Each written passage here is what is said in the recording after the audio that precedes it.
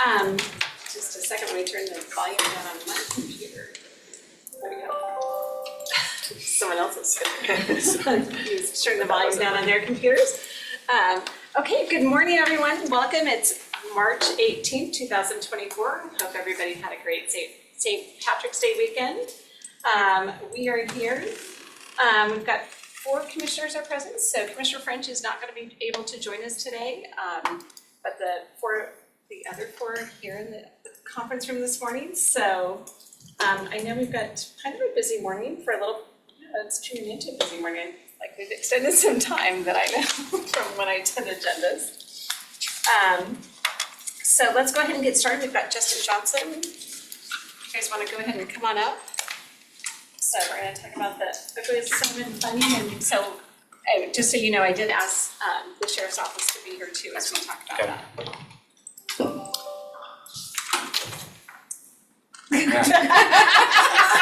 I'll go solo, but You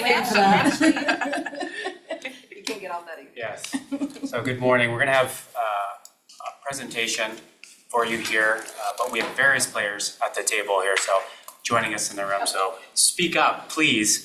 I'm looking at I did just get a text that Commissioner French is trying to zoom in on his phone and is having issues.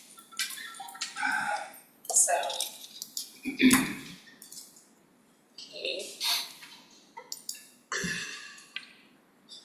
So,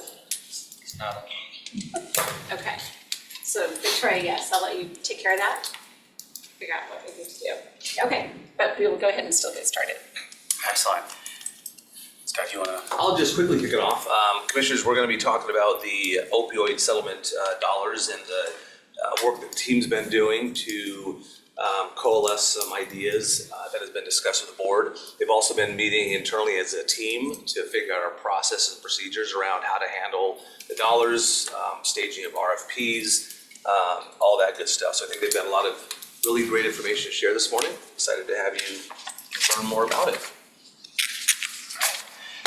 Well, we've been hard at work following the last briefing and update to the board on priorities for the opioid settlement funds. And as everyone knows, it's becoming a hot topic in the community about where we're going to invest the dollars and do it quickly so that we can get the money out to people in need.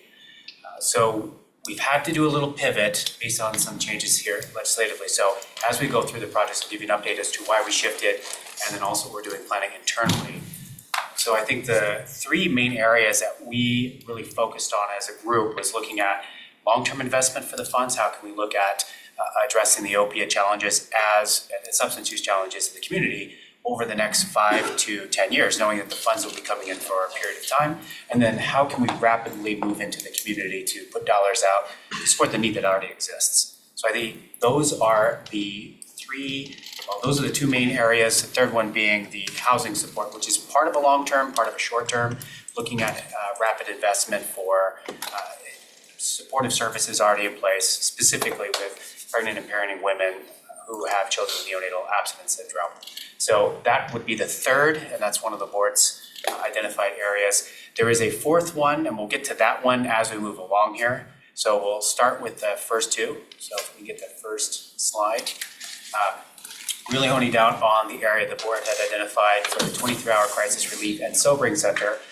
And if everyone heard the briefing last week on the 23-hour where I talked a little briefly about that, this is a brand new type of facility that's different than what SRSC is currently doing. SRSC currently provides withdrawal management services, co-occurring residential treatment services, which is the 3.5 level of care, and then stabilization, which is mental health services, step down from a hospital or other enhanced facility. So that's what they currently do. It requires medical necessity. A 23-hour crisis relief and sobering center does 2 things. It allows for stabilization, immediate walk-in, and then the sobering portion, which allows for an individual who is coming off of and or maybe currently contemplating coming off of substances, have a safe place to do so for a 23-hour and 59-minute. So that is what we're proposing for the long-term SRSC expansion, is that 23-hour crisis relief and sobering, also known as 23-hour crisis chair facilities. And I use chair in quotes because chairs, individuals can sit, but they can also lay down. The idea being it's different than an inpatient bed. They don't lay down, there's no 16-bed limitation that other facilities would have, and that's that IMD exclusion. So there is some way that you can wiggle around that, but there is certain requirements in the statute that do require that at least 90% of all law enforcement drop-offs have to be accepted by the facility and for walk-ins to be allowed. So that's part of the stipulations for a relief center. They actually have percentages that must be accepted and that is not subject to insurance. And so a lot of work internally is going on with that. Began working with, as we all heard last week, with the earmark that Jeff and the team is working on, but then also looking at how do we begin planning for internal facilities coordination and looking at how that cost will be. Because remember, Scott mentioned last week, it is a high level cost. We don't know until we get a better idea, especially as looking at implementation timelines. A year from now, the cost may be entirely different. We did talk about internally who would be overseeing that and planning out who would be doing a lot of that implementation. And Senior Director Sparber has graciously accepted at least the project side of it, not the operations side. And that's looking at his previous work with the SRSC. I don't know if you want to share anything on that. Not at this point. Just still looking over the details. Of course, there's a lot of legacy data from the, put in with Arian's work. It was right up front, so the overview and looking out for those as well. And looking forward to some more meetings, kind of get our minds wrapped around what it is and the size of the plot over there and some of the land use and some of the things that go on. Yeah, and looking at how many beds versus chairs we would like to see in it. So we're all contemplating that out. What I envision would be something along the lines of a 10 to 16 bed sobering with up to 20 chairs. It'd be an open floor concept. Again, they're not staying there for a projected period of time or being in residential treatment. So there's some fluidity.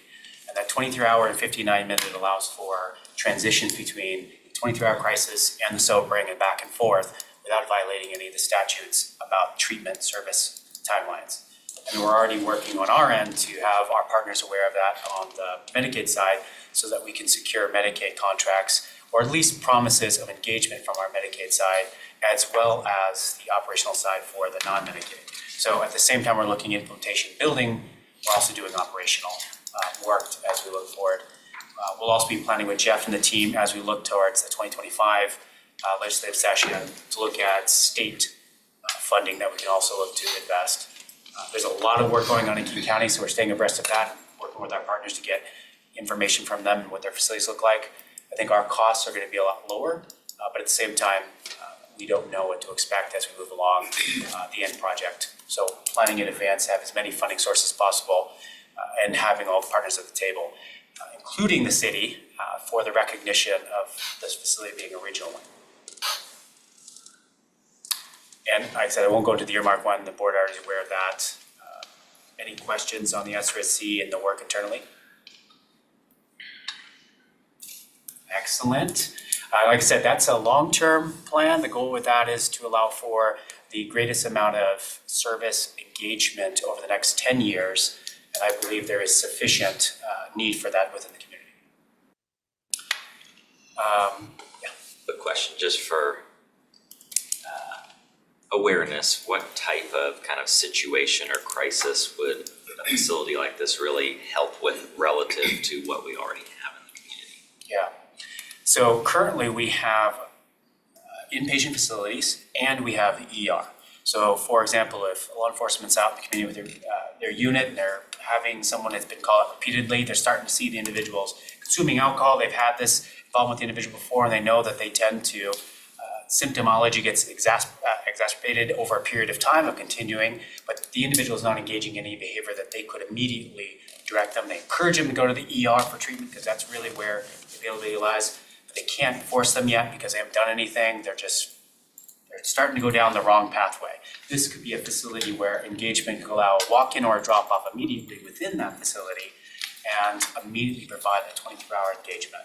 It could also be someone who has repeated run-ins and the law enforcement drops them off at the hospital and then they're being discharged and the hospital says, well, medically they're cleared, but they need a safe place to go before they go back home and have more substances that they could involve with. They could go to this facility as a step down and or a resolution for that immediate need, maybe get connected It could also be if the jail is discharging someone who needs a little bit of help being connected, they could discharge to this one. So it allows for the greatest or maximum allowance of walk-in or drop-off without the need to have to get insurance to cover it before being accepted. Because currently that's what happens. Thank you. And ideally, how many chairs are you hoping to add, the capacity? 16. Well, we're looking at 20 to 25, depending on the open floor model. Again, chair versus a love seat that can sit two people in one seat. So Understood. that aside, yeah, about 25. Mine chair. Got it. Yeah. 10 to 16 beds. Yeah. And then the chairs as well. And the other thing I wanted to, can we go to the next slide, Rod? Always So like important. 36 people max, is that what? You said 16 plus about 20 chairs, but it's Correct. fluid, okay. Correct, because at any given time, I don't know if we would have full at 36. Right. But again, there's also. There's no max that the federal government places on you? There's no max on the IMD exclusion requirements. There is a max for Department of Health on how many individuals Oh, okay. physically be present in there. Yeah. Justin, do you want to talk about it's always important when we have a capital project, how is this going to be funded going forward? So Justin's done some work on that as well, and I think he's got some good information to share that shows how the ongoing operations will run. Yeah, so high level numbers here. We do anticipate that the cost, at least on the county side, is looking at the project roughly at the numbers previously for the SRSC. I know the budget office gave us some from the last project, but those are wildly different than what we see today. So I'm estimating anything from 10 to 15 million would probably be needed, barring any unforeseen issues in the facility. So cheaper if the facilities don't require remediation or some other sort of functional cost increase. Looking at setting aside at least 5 million of the opiate dollars, which are free for the use of that capital investment. Hopefully Jeff and the team can get us 2 to 4 million over at the year federal earmark, and then we'll ask for an additional amount from the state. We have some flexibility with our mental health sales tax as well, which I would say the opiate dollars really are positioned best with the limited challenges that we see with the use of those dollars. However, that's another avenue, all determined upon what we can get from the state. Then the ongoing operations, again, would be primarily funded through our SAB dollars already in place with the investment with the MCOs are partnering with them. Yeah, so the 5 million on this slide is just the opioid dollars. Project obviously, it's going to be more than that. That And then- a recommendation from these funds. Then also recognizing it would take some time to get going on this project, we're also receiving additional dollars. So although we have set aside 5, that is reasonably what we know to expect right now with our 8 million. That could change or increase as we look. I defer to Heather on this one because it looks like we may have gotten some more. But reasonably, I would recommend at least 5 million for this project set aside just so we could have an investment in that project. Recording in progress.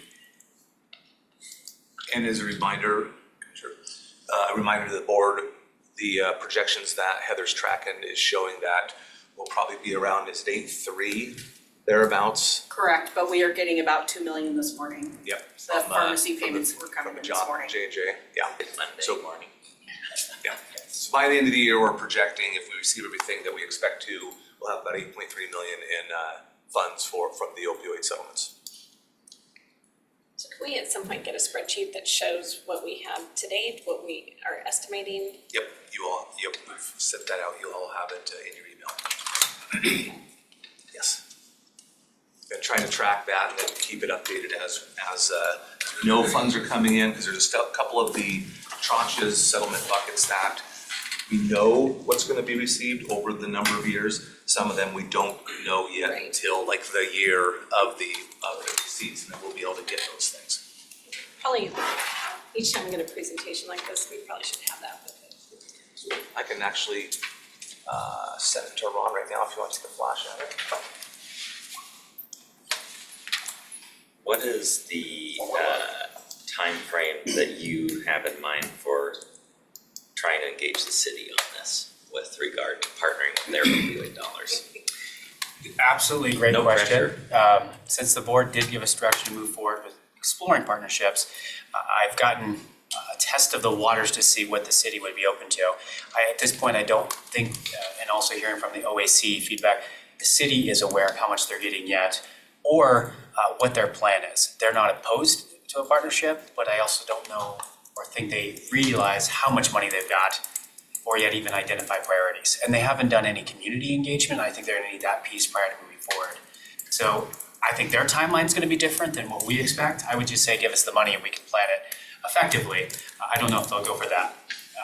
So at this point, they are open to it, but I'm deferring to the board for further conversation that may occur at your guys' level, that may not be ours, depending on what projects we decide to move forward with.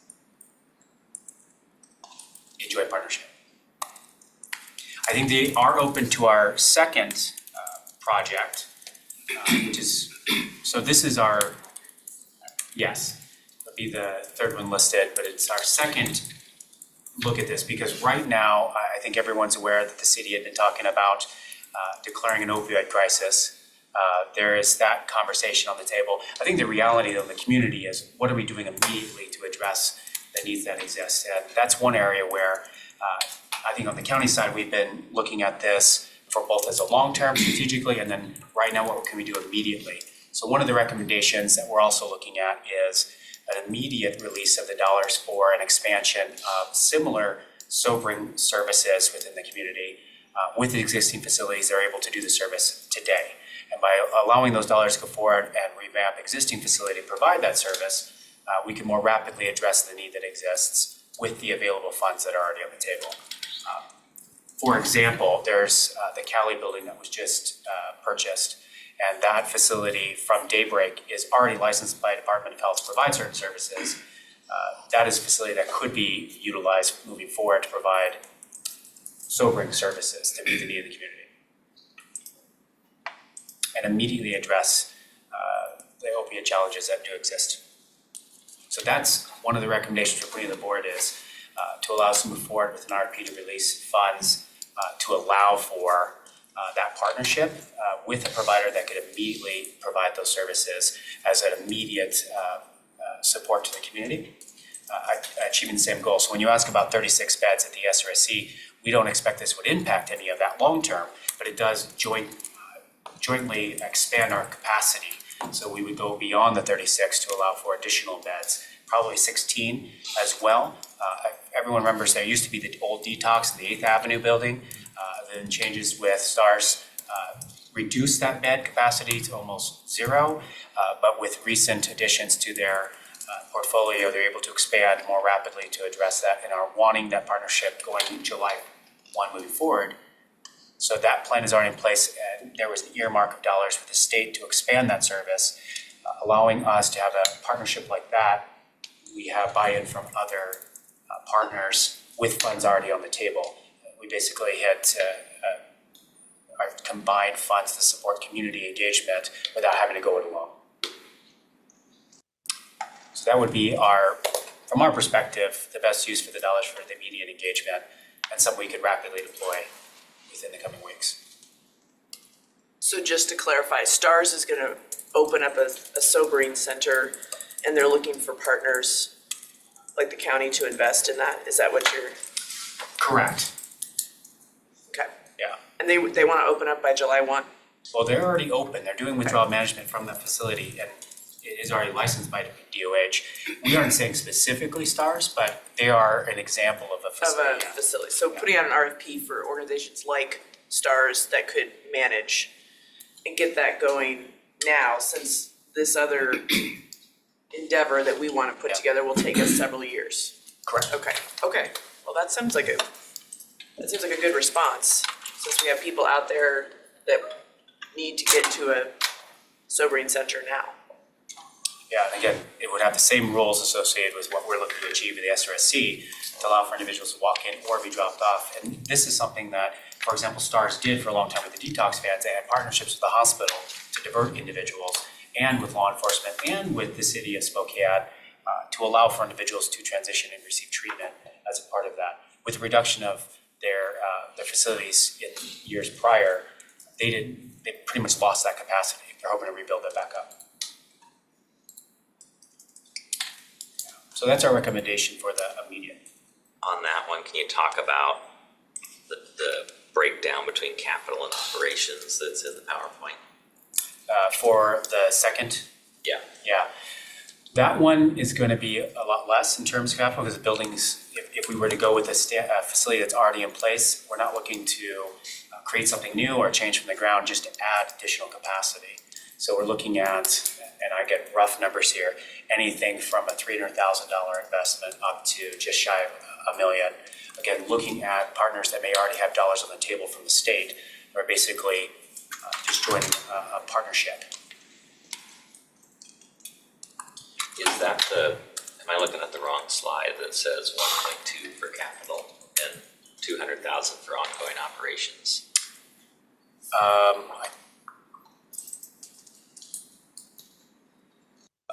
Two more slides.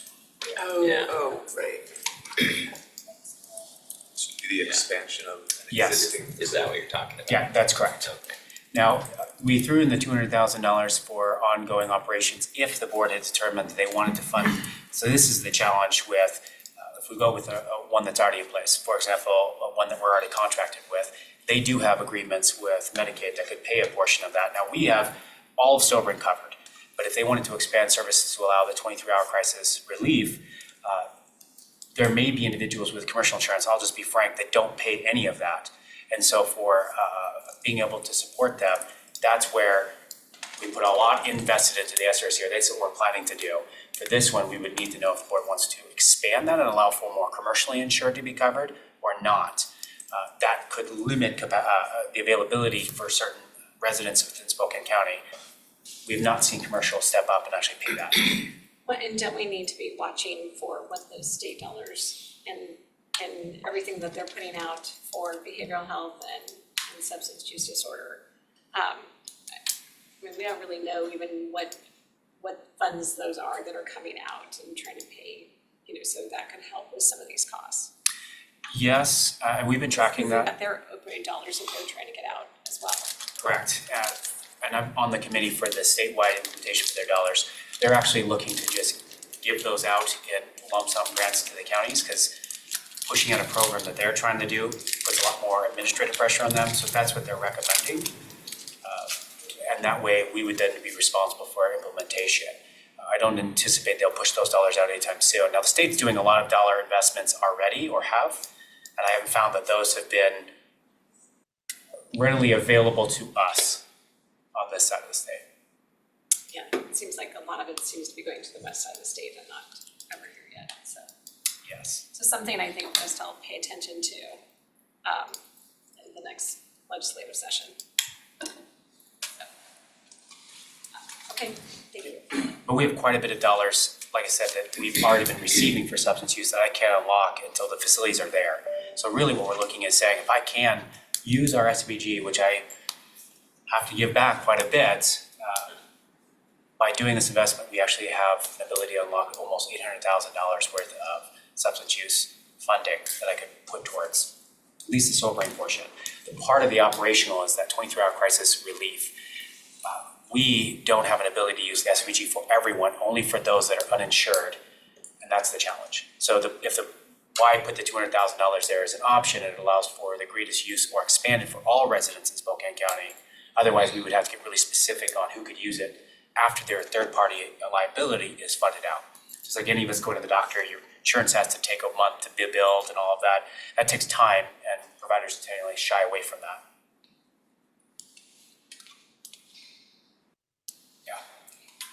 So where to get to it? Yeah. All right, so that's the one that we would recommend the board put forward to us. The other one is the long-term housing engagement that we would have for infants and pregnant and parenting women experiencing neonatal. That board has expressed continued support for that. We're recommending one-time RFP release to allow for that investment into one of those projects. Yeah, that's one slide back. And that is, Back to slide 2, Yeah. I think. Yeah, back. One more. right there. So again, we fully support this moving forward. It's a one-time investment, and we believe a release of $600,000 would be pivotal in supporting the region. That those are our three main ones. You'll see one missing, the education program with youth. That's because the state fully is funding that, and actually is hoped to release that here this week. Once the governor signs it, they're going to have to force it through for this school year and the next one. So ESD 101 and our region is already looking at funding to receive that. So we took that off. We didn't want to duplicate efforts, and it's already being funded. The last one that we would put forward and recommend is the continued need to track and have analytics to support what is the actual need in the community. And there's been various conversations about that on the table. One of the I think the most rapidly available ones, and the ones that I think the county has direct engagement in, is the partnership with the Sheriff's Department. They are currently in the process of tracking this data, are the best ones, I think, to track the wide range of the need that exists, because it's not just about those who have overdosed or experienced use of fentanyl after the medical examiner has received, but it's upstream. What are they doing as they see in the community the need? So I'll turn it over to Kevin. Under Sheriff Ritchie. So one of the things the Sheriff's Office does is we have a regional task force that we partner with us, Spokane Police, the DEA, Border Patrol, a little bit with the FBI still, and DOC. And we track and we investigate kind of high-level drug-related crimes, opioid-related deaths, high-level traffickers and dealers, and I think that's one of the ways we're kind of fighting it, the opioid crisis at our level. One of the things, so Safe Streets Regional Task Force used to be partnered with the FBI, and they had 4 investigative analysts that they worked with the FBI. We've moved away from that building and we're on our own now, but we still partner with the FBI for investigations, but we no longer have access to the investigative analysts. So one of the big needs for the rescue, or it's called Raven now, Raven Task Force is an investigative analyst. And I think that's what I put a proposal together to ask for funding to hire an investigative analyst. I brought Dustin here. Dustin was an investigative analyst and still is. He's attached to the Real-Time Crime Center. He's helping develop that. But he can talk about the importance of, having the technical, or someone going over the technical data and going down all the rabbit holes that our investigators simply can't do. They're out there doing, interviews and tactical response and things like that. They're not so much experts on the technical investigative analyst kind of work that these guys do. So if you have any questions for him, or if he kind of wants to give a little brief overview of what an investigative analyst does, I think it's something we're desperately need in this task force. But anything else? Go ahead. Dustin, go ahead. I have a few minutes of prepared remarks that I can certainly go through and give a little bit of history and background, or I can specifically address any questions that you might have, however you'd like to proceed. So we're getting close to time, but I'd have you go ahead and just give So a I think quick overview. I'll skip over some of the history and just kind of give an overview of what an investigative analyst is, what an investigative analyst does. The analyst is, and the Sheriff's Office has recently sort of come to the conclusion and idea that bringing on experienced investigative analysts has a tremendous amount of value as opposed to bringing in something at an entry level. And the investigative analyst is sort of an expert in the field of particularly communication analysis, which would be the analysis of like phone records, social media, digital forensics as we look at seized phones and seized devices from drug dealers and things like that. The investigative analysts within the Sheriff's Office, some, not all, are also deputized as partially commissioned law enforcement officers, which gives them the ability to write search warrants for that data from the phone companies, from cell phones, for location information, all things that play a pivotal role in investigating drug crimes. And the ability to have people who are subject matter experts in that area, whereas law enforcement officers have to be generalists. They have to understand sort of everything about the investigation, and they don't have time, resources, or background expertise to be able to focus on those specific things that require specialties. And that's where the investigative analyst really comes in. They're taking that experience and they are writing the search warrants for location information and the communication information, analyze that, put it in context with the drug investigation, and then use that information to educate the detectives and the prosecutors, and ultimately present that in court for a successful prosecution. So that's primarily the role of the investigative analyst. Raven is in a unique situation. My history with the local drug task force goes back to 2006 when I first came here. I was an analyst for the high intensity drug trafficking area, HIDA, which you may know of, and was sort of split my time between DEA and what is now Raven. It was then this regional drug task force. What's really interesting to me over my time here is that the unit, formerly or now known as Raven, really over time, all of the major landmark drug investigations that have occurred here in Spokane, almost without exception, have initiated from that unit. We've had several different drug units in the area, but that unit has played a really pivotal and critical role. However, those cases only came about during times when that unit was partnered with another agency and had investigative analyst resources. When there were opportunities and times when that task force operated on its own, it had limited success.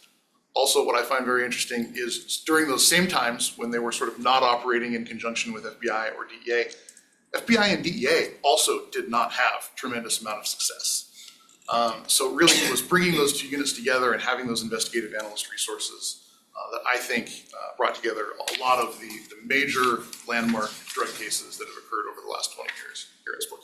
And one quick thing, the focus of these investigations is not the user. The user is, in my mind, is more the victim of the opioid crisis, right? The ones who actually overdose, the kids who are involved. This is, we're trying to track the suppliers of the way these things are coming into our community.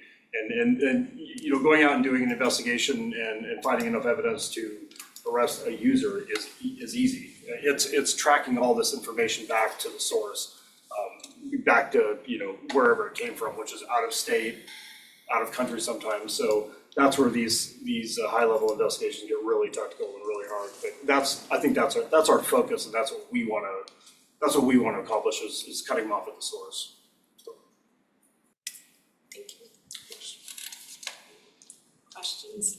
Because I think I've always said, as we've talked about, we can look downstream, but we also have to look upstream. And so it's always kind of the sheriff's office part of that upstream effort, and the schools was the other part of that upstream effort. And so now that the schools is being funded through the state, which is awesome, it frees up those dollars for us.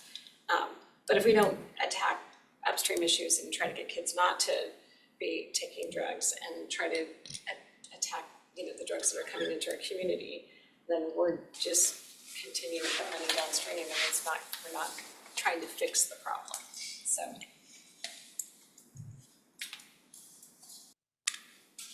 There's also a wonderful opportunity between what the Sheriff's Department is doing and what SRHD is also doing to track in the community. So it paints a better picture of the continuum of what's occurring in the community. And in that way, I think we can be better positioned to be able to provide information, especially to residents in Spokane County, as to what is actually occurring. Yeah, so I had been contacted a couple weeks ago from a council member in the Valley who was, and then I reached out to Justin, and I reached out to Dr. V at the health district, and apparently there has also been conversations at some of the meetings that you've attended about sort of creating that dashboard. SRHD already does have, they have a data dashboard around opioids, but when I talked to Dr. V, he was going to discuss with sort of the division director over there that kind of oversees that dashboard about sort of ways that they'd be able to kind of expand the data that they track with the current dashboard. So essentially they've already got the base in place. Apparently that type of software is quite expensive to run one of those dashboards. So if we're able to kind of piggyback on what they already have in place and just build it up, would probably be the most cost-effective way to do that, because they've already got a pretty good dashboard started. It's just sort of what additional data points do you want to track, and so. I think that'd be great. And I talked with Dr. Thompson, this came up in the conversation, and I think the health district's willing to track more data points. Traditionally, they've waited till like the ME has like said, okay, this was an opioid related death, which takes a long time to get that data point. And I think the community, we're hearing a lot from the community about like earlier data points that might not actually be, they might be not confirmed. They might be still to be confirmed, but it's still data that we could be looking at to understand like use of Narcan in the field. If someone thought it was an opioid related death or interaction, and then later it can be confirmed. You just have to have, you gotta be clear that the data is still in preliminary, there's the word, preliminary. So, but I think that would be, that would be a great use of the funds, and it would be, and I just had a brief conversation, but it sounded like with a little funding, they could build out that dashboard, but then they'd have to make sure that the community partners Right. are putting the data in, right? Whether it's law enforcement, Which I think EMS. law enforcement has that information that they can get in. It's more, I'm gonna just be honest, it's the city of Spokane's data that is not Right, as it's fire EMS data, I think. readily available. I Yes. think they have it, it's just making sure that they're willing to share that. Cause you guys track, Yes. you know, that's part of how the analysts will be able to help see what's going on. So there may be more than just the cost of expanding the system, it's also getting those important data points of the first responders into, and the emergency rooms into the portal, so to speak. And then they can Cause they're all display having, it for they're us. all having to track it. I mean, I'm on your reports, I'm sure it's always stated if somebody used Yes. Narcan or not. So I mean, the data's available. Yeah, I think it'd be worth SRHG telling, like, getting an estimate of what that would cost to do that, and could be good Yeah, use of the especially- funds short term, in the Right. short term. Yeah, and especially since we're not having to put funds to the school program. It frees up some of that's those ability to put, again, if we're not putting some money up, you know, upstream, I think that's, you know, we've got, in my mind, we need to show that we're trying to curb what drugs are coming into our community and what's happening. Could I ask, Under Sheriff Ritchie, just, I guess, I don't wanna go back and rehash why, like, the county didn't, like, broke off from the federal task force, but I guess I'm just wanting to make sure this isn't duplicating any analysis that the feds or other partners are already doing. No, there was, I'm not exactly sure why we broke off. Maybe you know, because I think you were involved in the, it wasn't. history. It was sort of like, they needed the building, they're remodeling the building, and I mean, it was just kind of a logistics type thing, and so we had to get our own place, and so we moved out of the building, and I think they moved some of their resources. Am I mistaken? It was kind of like a comedy of a whole bunch of things happening. It wasn't like a sour relationship or anything like that, and I don't believe they're tracking the data locally like we are. No, yeah. Okay, so this would be tracking the local data. Yeah. They're still tracking, They track, I And mean, the feds track down. there's still like, collaboration, Yes. because also I've heard that one of the challenges is getting the right data and evidence that you can take some of these folks to federal court. Sure. So you have to prepare that data in a different way than you would for like Superior Court. Which is challenging, yes. Yes. Yes. So would this help in that process? Is that more on the legal brief side? Well, I would think that it absolutely would help in Okay. that, having someone that has that experience, particularly on both sides of the spectrum there. Absolutely. I don't want to speak, I don't want to misstate something, but I believe the FBI analysts were they're moved out of the area, or they are refocused, or? They have, the problem with FBI is that they're, and this is the problem with FBI, but is that they have conflicting mission. They are enforcing drugs and gangs, which is what this task force is focused on, and a whole plethora of other things that don't involve drugs. And when they take those analysts that are not necessarily dedicated to drug and gangs and apply them to other types of investigations, then they become not available specifically for narcotics investigations. Which is why this analyst Would be focused 100%.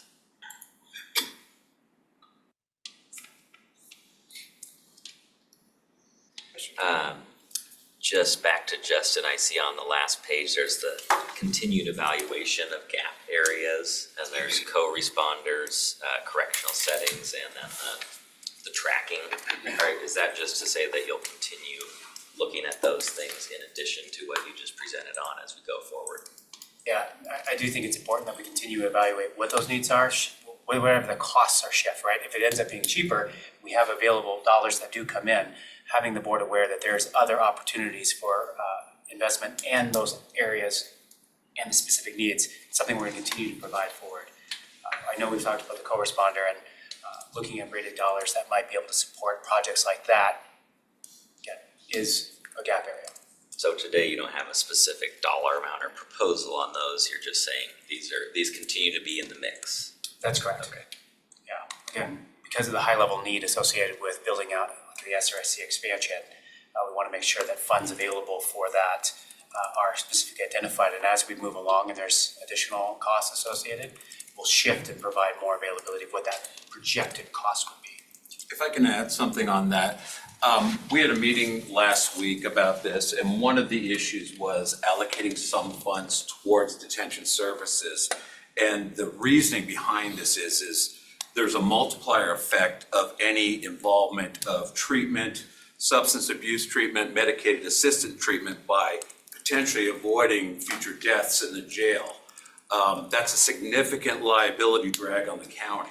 So any dollar invested likely results in hundreds, if not thousands of dollars saved for the county in the future. So I would highly recommend any funds that may be available for this be directed towards some type of program that would at least resolve, or if not resolve, at least modify the current condition in the jail to treat those people that, because we get a lot of people with substance, I mean, basically, I don't know what the percentage is, but I can guarantee you it's higher than 50% of the people that are in the jail have had substance abuse histories or are currently addicted or currently need treatment. So that's all I have.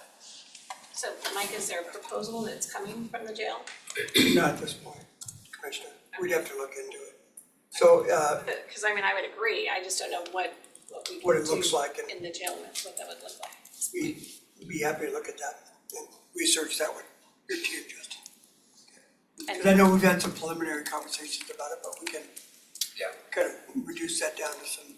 Yeah. Which is kind of why we need to see, okay, based on these proposals, I mean, it's kind of like, what's our spreadsheet, which, you know, we can have that, but then we gotta show, okay, if we do these proposals, what does that do and what's the ongoing effect? So I mean, so to me, that has to be the next step that we see kind of all together as to how to make that work. I agree. So I'm happy to say, I continue moving forward, but I wouldn't give final approval of any of this until we know what that true financial picture is. So here's a slide that Heather's been tracking for opioids, and Ron, for those of us who are challenged to see, zoom in a little bit. So this shows by year. In the blue, it's what we've received to date, and if you go down farther in the slide, it shows what our cumulative amounts that have been, no, stay to the left and go down a ways. It tracks all the types of distributions that we're getting. So at the end of 2023, we had $1.8 million in cumulative opioid settlement funds. And then we're projected based on what Heather has identified of additional funds. We had a couple of big ones coming in. J&J, I think, is that 3.3 million. But I think you just referenced over 2 million that we're getting today. Yeah, all of the pharmacy All the payments in pharmacy the ones. middle were coming in this morning. Yeah, so we're projecting that by the end of this year, probably by September, we'll have about 8.1 million in opioid funds. So if you look at what Justin and the team have put together, 5 million for the 23-hour facility that we talked about over here, 600,000 for the neonatal, and another 1.2 for an expansion of existing facilities. That's about $6.8 million of the 8.1 that we are going to be receiving through this year. So it kind of gives you an idea, and then, so if the commissioners like this approach and you're ready to say, yep, let's put those monies in place, we could prepare a resolution that commits these dollars to use them in those particular areas and then gives the team the ability to move forward with least two of the RFPs on there. And then we could also flesh out the analyst support as well in the sheriff's The department. data Data dashboard. dashboard, yeah, on that fourth one. Or if there's anything in the jail that we could be doing, you know, too. So again, I'm happy to continue to move forward. I'm not ready for a resolution until I really kind of have a chance to analyze how these dollars are going from those dollars. And right now, the only thing that we've identified from here is 6.8 million of that 8.1 million that we'll have by the end of the year. The 5 million is Right. gonna be an out year sort of thing. Well, and I think the whole STARS thing, I've got some further questions on that I wanna talk to you about. Cause I'm trying to figure out, cause they're going into a new facility, they're expanding. Again, it's like one of those things how many beds do we have right now? How many places we're gonna be adding to it? So I just wanna get a feel for all of that before I further commit to STARS. I think we know we need it here as our own agency, just because of having it centrally located and having the ability to go from that to the stabilization center, or, you know, and having that drop off, you know, so I'm pretty comfortable with that. The STARS I'm not as comfortable with yet, to just get in my head as to why we're doing it versus the state and just those different things. Definitely. I can tell you, as of today, in terms of what sobering capacity is there, we're talking less than 5 available beds is currently available. For that, what we used to have with detox, it was up to having 20 or plus. STARS used to be in the 8th Avenue building too, and that's where that's why I just gotta get a better feel for STARS to feel comfortable with their ability as a nonprofit. Yes, and I think there's been some recent changes there that would definitely put in a better position. And I should state, although STARS is an example, it definitely isn't the one that we've identified yet to be we put an RFP out to ensure that a provider could meet those needs. We're talking about availability of usable space that could be rapidly deployed for that. And right now, they have all the licenses in place to be able to provide that. Yeah, and they purchased the Cali property, right? Correct. Yeah, so anyway, just a lot of new moving pieces there and making sure that they're financially able to Correct. really go forward with that. I think these are, I'm gonna preface this just by saying, I mean, these all seem like great projects. I know these will make a difference. They all seem very reactionary. It's all, how do we fix a problem, but none of them are how do we stop the problem from happening. So when I look to Under Sheriff Ritchie, is a data analyst, is that the best way to combat? Is that the best way to sort of stop the problem from getting worse? I mean, says a lot of these things, I mean, are needed. Folks that are struggling with this, they need help. But sort of, as you look at everything we've discussed today, I mean, it's all been about, I mean, essentially you've got a hole in the roof, and we're looking at, okay, well, how do we mop up the problem here? But how do we actually fix the hole in the roof here? How do we actually stop? How do we make some progress in stopping the flow of this, stopping people from becoming addicted that aren't addicted today? And it's more about how do we help, all of this is centered around how do we help people who are already addicted? What are, to Commissioner CUNY's point, those upstreams to prevent more people from even going down this path? Well, everything you said I agree with, and I think we do need to attack it from both sides. I think this is a very big positive step in going after people who are bringing these things into our community. And like I said, this isn't about going after the end user. This is not about that. This is about stopping people who are trafficking the drugs into the community, into the jails, frankly, into the schools. It's about going after it upstream. We're not going to be able to stop it Totally, but we're gonna be able to interrupt it and cause interruptions in the networks that are bringing these things in here. And that's, if you can do that and you can delay shipments or you can stop shipments and, it protects people from getting their hands on potentially, deadly pills that may not show up that day. So that's how we're doing it. We can expand, there's plenty of work out there. We could probably have 3 analysts and we could probably triple the size of rescue and they probably would be busy.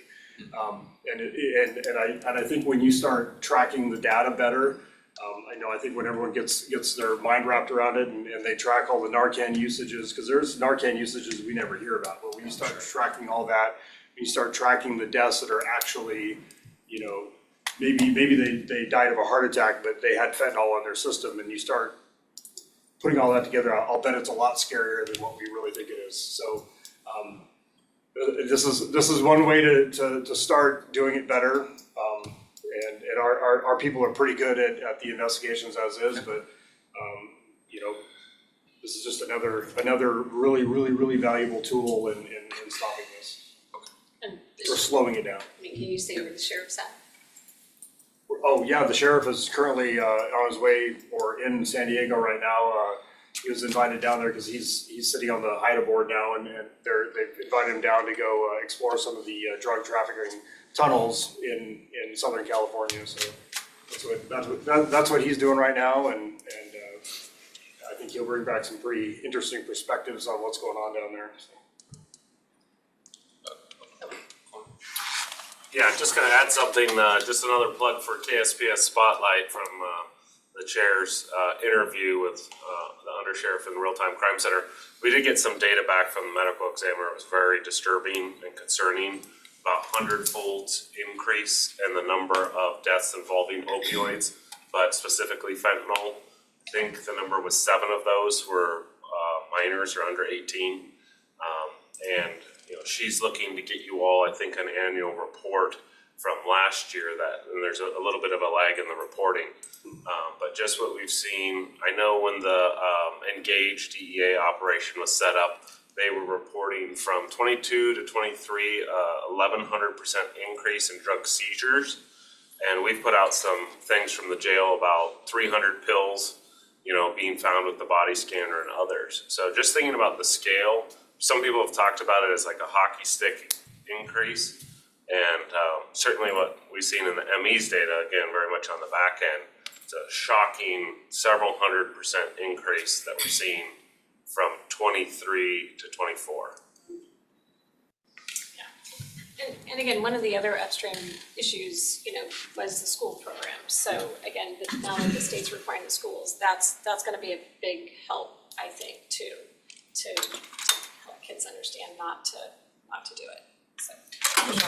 That's what I was gonna say, like, I think if and when we do a resolution, we should comment on the importance of that, investing early, in our kids to educate about opioids, and then also all the work we're doing through just the mental health program in the schools is hopefully getting kids help early if they're feeling alone, feeling stressed, and having risk areas that might lead to drug use. So, I think everything that the county's done to invest in that program is a prevention program. So maybe we need to articulate that, And great point. I think the reason why you're seeing these, especially as reactionary or responsive to it's the one gap area we have in the system. The ASO, as part of the county, is doing quite a bit. In fact, almost $15 million we're putting out education, prevention, and work with you. What I don't have control on is the other side of that, the side where individuals are not involved or don't seek that help and then come into the system in various other ways. But I can tell you, Spokane County is doing substantially more than I think pretty much other statewide partners for Medicaid and whatnot to do engagement. This is just another expansion of our umbrella. And could we do a lot more? And we're working on that to rapidly deploy other areas. But to say that Spokane County is a leader by far in the state on this, we are, especially with the way that we're looking upstream. It just means that we could do a lot more, and I think the system recognizes that. With the current opiate test, we could be doing more,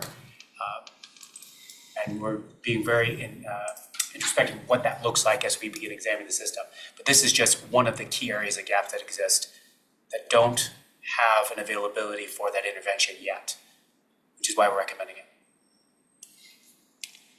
Just real quick, just wanted to thank you for your work on this. I know, I appreciate that you are thinking about gap filling as a great use for these dollars and kind of having a mix of strategies. I also look at the neonatal piece as a way upstream, right, in terms of kids and families dealing with this.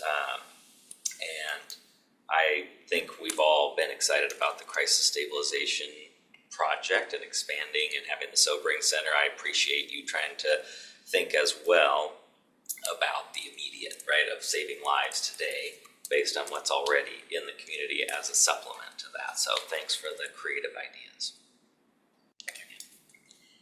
So yeah, I'll just say thank you. I think you guys have done a great job. This is, it wasn't easy trying to accumulate all the information and the input and the surveys and all of that and kind of come up with this. And I know we want to get these out quickly, but I think we still have to be purposeful and really think through it. And so, and it's ultimately the commissioners that have to make that decision on how those funds get put out there. So I think if we can get a presentation in 2 weeks on, kind of what the dollar amounts are, how this plays out, here's our total revenue. Because I think some of the revenues, I'm concerned we may, even though it says it's supposed to be ongoing, if those companies go bankrupt, are those funds really available in the future? I don't know. So I just really want to kind of see what we think at this point, because since we initially got the settlement, then there's been other drug companies that have been coming in, and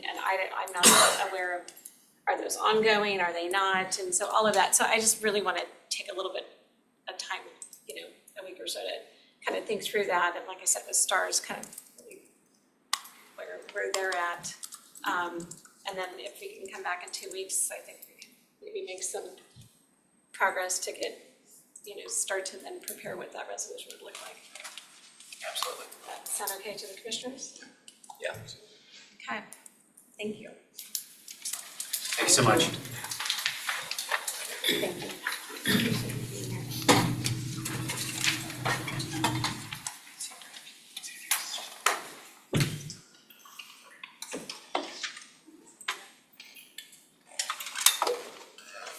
Okay.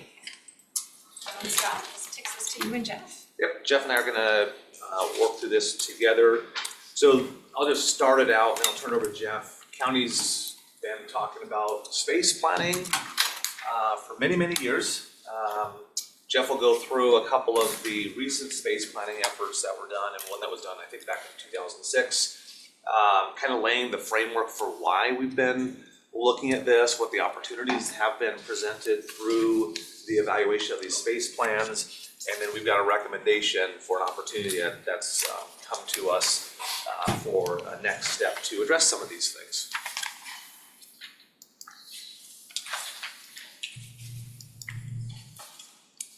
Okay, so PowerPoint is passed around. Commissioner French, it should be in your inbox if you'd like to follow along there. So it's been about a year that we've been having kind of conversations around this. I was asked to do a little historical look. I've talked with a lot of elected officials, department heads, kind of doing due diligence, of course, working with Gil, our facilities director. Over the past 20 years, we have our 2006 county campus master plan here. We have our 2022 space usage post-pandemic, which was, a lot of that one was focused on kind of how work happens post-pandemic, whether you the work from home versus work in the office, some of those changes. But one thing that's been very consistent, both in conversations over the last year and some research, as well as these two reports, three themes consistently come to the top. One of those is consolidating our prosecutors. They're currently in 5 locations. That also creates a domino effect of other opportunities for other locations. Public defense is another one. They have co-located space. They could grow if we were able to move some others out of the Gardner Center that's with them. And then district court currently, is mostly in public safety, partially over here in the Broadway Center. That's a big one for the public. The public already is challenging to know, am I going to Superior Court, Municipal Court, District Court? And if you are going to District Court, what side of Broadway am I on? What building am I in? People struggle with the campus. So kind of those three consistently have been top themes. If we go back to the 2026 analysis, you'll see some of those were implemented. Number one up there, relocating some of those groups. That was actually done for a period of time back then, actually over to the Monroe building, which is, privately owned. We'll be talking about that one later. Number two up there was back in '06, so they started talking about doing this communal treasurer auditor, which is actually been completed on the first floor, so that's one that was done. Talked about putting a couple new courtrooms up on the second floor. We also talked about moving security to the second floor, so the public wouldn't have to go through security if there's coming to get a new license plate or marriage license, what have you. So, some of that was done, some of it was not done. Number four, there was talk about remodeling the Gardner Center. To my knowledge, very little, if any, of that was done. Of course, the prosecutor, which has been a theme. And then there was also talk about putting in a 350-car parking structure just across the street here in the mostly empty lot that the county owns, the surface parking right now in the S&T.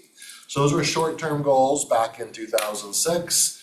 In 2006 dollars, it was estimated about $11 million. I'm sure it's somewhere double or more than that in today's dollars. The two long-term goals, which neither happened, one was doing a mirrored image building of the Public Works to our east, putting that in the parking lot directly to our west, taking down the building which is currently our Human Resources, and in that L-shaped area, putting in another parking garage, or a parking garage, another parking issue, and having that as an admin building. Of course, that was not done. And then there was talk about replacing Broadway Center with a larger building for prosecutors. So that's all back, just high points out of these, 75 pages of this campus plan from 2006. Moving forward to 2022 with the space usage plan, again, was really more around how work happens and the differences between pre-COVID, during COVID, and post-COVID. But they still highlighted the prosecuting attorney, 5 different locations, reducing that, the public defense. They had requested to be geographically closer to counsel for defense. They suggested in there we could relocate maybe risk management, financial services, create more space, put them together. That analysis also talked about new buildings. 2 of the options under new building you'll see up there. One idea they had was relocating what's on the first floor of this building to some hypothetical new building. That would create more space for Superior Court to stay consolidated in this building. Of course, we have not acted on that, but it was a suggestion there. And then the other theme that continues was developing a building for prosecuting attorneys. Again, efficiencies by getting at least some of those 5 locations down to fewer than 5, and then the domino effect that would come as they move out, freeing up space for other things. And then at the bottom there, they just had a general statement that all departments, that's their words, not mine, this is a direct, most of these 2 slides are direct quotes, I didn't put quotes around everything, would benefit just from reconfiguration and upgrades for space. Moving on to the next slide. So over the course of the last year, again, toured the campus, talked with a lot of people, looked at options. The themes were the same: prosecutors, defenders, district court. That took us over to the Monroe Court building, where Rebecca and I actually did a tour, looking at lease options, seeing what they might have available to co-locate the prosecutor's office. Benefits of that would be, we were thinking three of the locations down to 1, don't have a street to cross, easier to point to when we talk to the public in the courtyard. There's Superior Court, there's Muni Court, there's District Court, there's the prosecutors, just easier flow of campus. In the process of that discussion, we're also, having known this board and different variations over the last 20 years, has talked about possibly buying that building. So we actually opened conversations with the building owner, kind of looking what would the lease options be. If we were interested in buying, would you be interested in selling? So we've had those conversations. Scott will talk you through it a little bit. The next slide is just a map that we all oriented. So the red is the Monroe Court building. It is a couple acres, comes with about 150 parking spots. The 3 orange areas are the different prosecutor locations that we would suggest co-locating into the Monroe Court building. The reason there's 3 boxes together in the lower corner is those are actually 3 separate parcels. And then the yellow is just to highlight the area in the one report that talked about doing the mirror image of the Public Works building and then having the parking garage tucked around back. So that's just kind of showcasing where the one study suggested some growth, where the Monroe Court building is, and the 3 prosecutor areas. One thing, as we talk through Monroe Court, the top orange right beside the red, that's where one of the prosecutor locations, if they were moving out of that area, it'd make a lot of sense to put district court. The parts that are currently in the Broadway Center could move in there, then you have all district court together, just on 2 floors. You could replace those courtrooms, move over the staff, and we'd have district court consolidated in the public safety building. Just ask a clarifying question. So what parts of the district court are over there that would? 2 courtrooms, Oh, okay. as well as some of the staff and support that goes with those courtrooms. Thanks. So that would put all of the courtrooms, you still have the row on the 2nd floor, add a couple. I did have some very preliminary what-if conversations with one of the judges. I think it's fair to say they would love to be together, if that were to be an option. It's the two newest judges. That's right. The ones you see walking back and Yes. forth across the campus. Definitely some freshman hazing, whoever gets. You don't see the long tenured judges over there, although they all do park over there. There is some parking into that building. So that's essentially where we've ended up, to bring the conversation to you around whether you have interest in pursuing some ownership of the Monroe Court building, and some high level thoughts on where things could move if the board decides to move that direction. And with that, I'll throw it over to Scott. If we go to the next slide, a little bit more of a zoomed in on Monroe Court. This is a kind of overview of the acres, parking, square footage of the building. We do have one item that we've got to determine and do some due diligence on. The building was listed at 80,000 square feet. Our public documents show it's 71,000. So somewhere along the way they did some expansion and didn't get updated in our system. So we'll discover that through the process. But we do have a proposed purchase and sale agreement for the Monroe Court building with the current owner of it. I'll go through and highlight some of the details of the PSA. It would be for a purchase price of $12 million. There is an earnest money deposit of $150,000 that would be required with executing the PSA. We've negotiated a 90-day due diligence period of which we'd be doing environmental building assessments, all the HVAC and utilities and whatnot in there. Look at the integrity of the roof and the outside membrane, windows, all that sort of stuff. We also have negotiated an ability to extend that due diligence for an additional 60 days with a $50,000 non-refundable deposit, but that deposit would be applied to the purchase price if we do end up closing on it. So if we were to execute the PSA, we have up to 150 days of the due diligence period, and then we close 30 days after. If we can get done with the due diligence earlier, we certainly don't need to take all that time, but that's what's available for us in there. So the purchase and sale agreement has been being reviewed by the prosecutor's office, and it Chris's team has gotten some comments back to me. The buyer is ready to go as well, so if the board would like to act on this, we could have that on your consent agenda in the forthcoming weeks. So just an update on the purchase and sale agreement. So how much was the escrow? $150 in earnest money.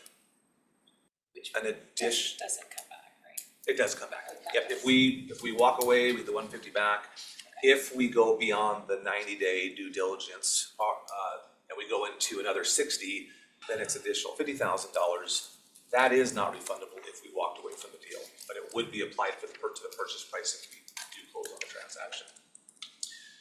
Fairly standard. Yep, nothing unusual with it. We've had a good broker helping us with this process, very disciplined and diligent on what he's been doing for us. So if we go to the next slide, Ron, kind of a couple highlights. I've already covered some of this, the square footage differential. There is about 20,000 square feet, just shy of it, that's available right now, that's not leased, which is kind of what we were targeting for, high level for the prosecutor's office. And as Jeff mentioned, it creates some sequencing of things. If we were purchasing the building, built out the 20,000 square feet, we would be able to move the prosecutors together from those 3 locations. That would then free up some areas over in the public safety building, where the prosecutor currently resides, to be able to build 2 additional courtrooms out over there, which would then allow us to essentially get out of the Broadway building. We have an opportunity to then surplus that based on going to a 3x size of a square foot building with a Monroe court. So there might be an opportunity for us not to no longer own that building. We could market it. That's some years out because we have a lot of steps that we'd have to do. So that's just kind of an overview of Monroe Court. And then the next slide, some benefits of it. We currently have security over in Broadway Center because we have a couple courtrooms over there. By moving those courtrooms over to the public safety building, which already has security, we won't need to pay for that stuff, extra scanners and everything. About I think it's about $80,000 a year. Does that sound right, Jeff? Yes, it's a contract security over there. Yep. So not the annual. Yep. We do have, the Monroe Court building is probably 70 to 80% leased up, so we have some revenue streams from that would help offset our M&O. Eventually, if we got out of Broadway, that M&O would go away as well for maintaining it. There's a lot of work that needs to be done on Broadway if we were to continue using it for its existing purpose, from the roof to the HVAC, elevator. We're probably talking, I don't know, up to $6, $7, $8 million that we think would need to be improved over there. Benefits are, we've got Monroe Court is certainly a newer building. It's been upgraded much more recently than the Broadway Center building has been. We've got more parking over there, which is great. We can always use some more parking around here, 150 spaces. And as Jeff mentioned, the location of it, it's essentially on our campus today, which is really, really nice for us. So that's this piece, and I want to then go into some finances. And this is, I'm going to address a couple topics here. One is how do we pay for this? 2 is some changing up of some of our capital plan to free up the kind of ticking time on our ARP dollars specific to broadband, which is we're trying to leverage broadband dollars with other grant matching dollars federally and coming from the state. And to date, we haven't had a lot of success with that. Can I pause real quick before you get into that? What is the length of time on the long-term leases roughly for Monroe? I think they run anywhere from about a year to up to 5 years. The first floor is a Lungus where LNI is. They just renewed, so they're out, I think, about 5 or 6 years. I believe they're the longest at this point. All right, thank you. And we, of course, have to look at that and see when we might want to take more space over there and what contracts are coming up and how the configuration of the leases are, which ones give us our best opportunity to utilize and whatnot. But there is a lot of flexibility in being able to plan that out longer term. And also keeping in mind that's a revenue stream It to is. help pay off Yep. the building too, so. Certainly does provide, certainly it's would be a cash flow positive thing for the county to be able to acquire that and then have the leases coming in. Commissioner French. Yeah, thank you, Madam Chair. Ron, could you go back to that last site plan that you had?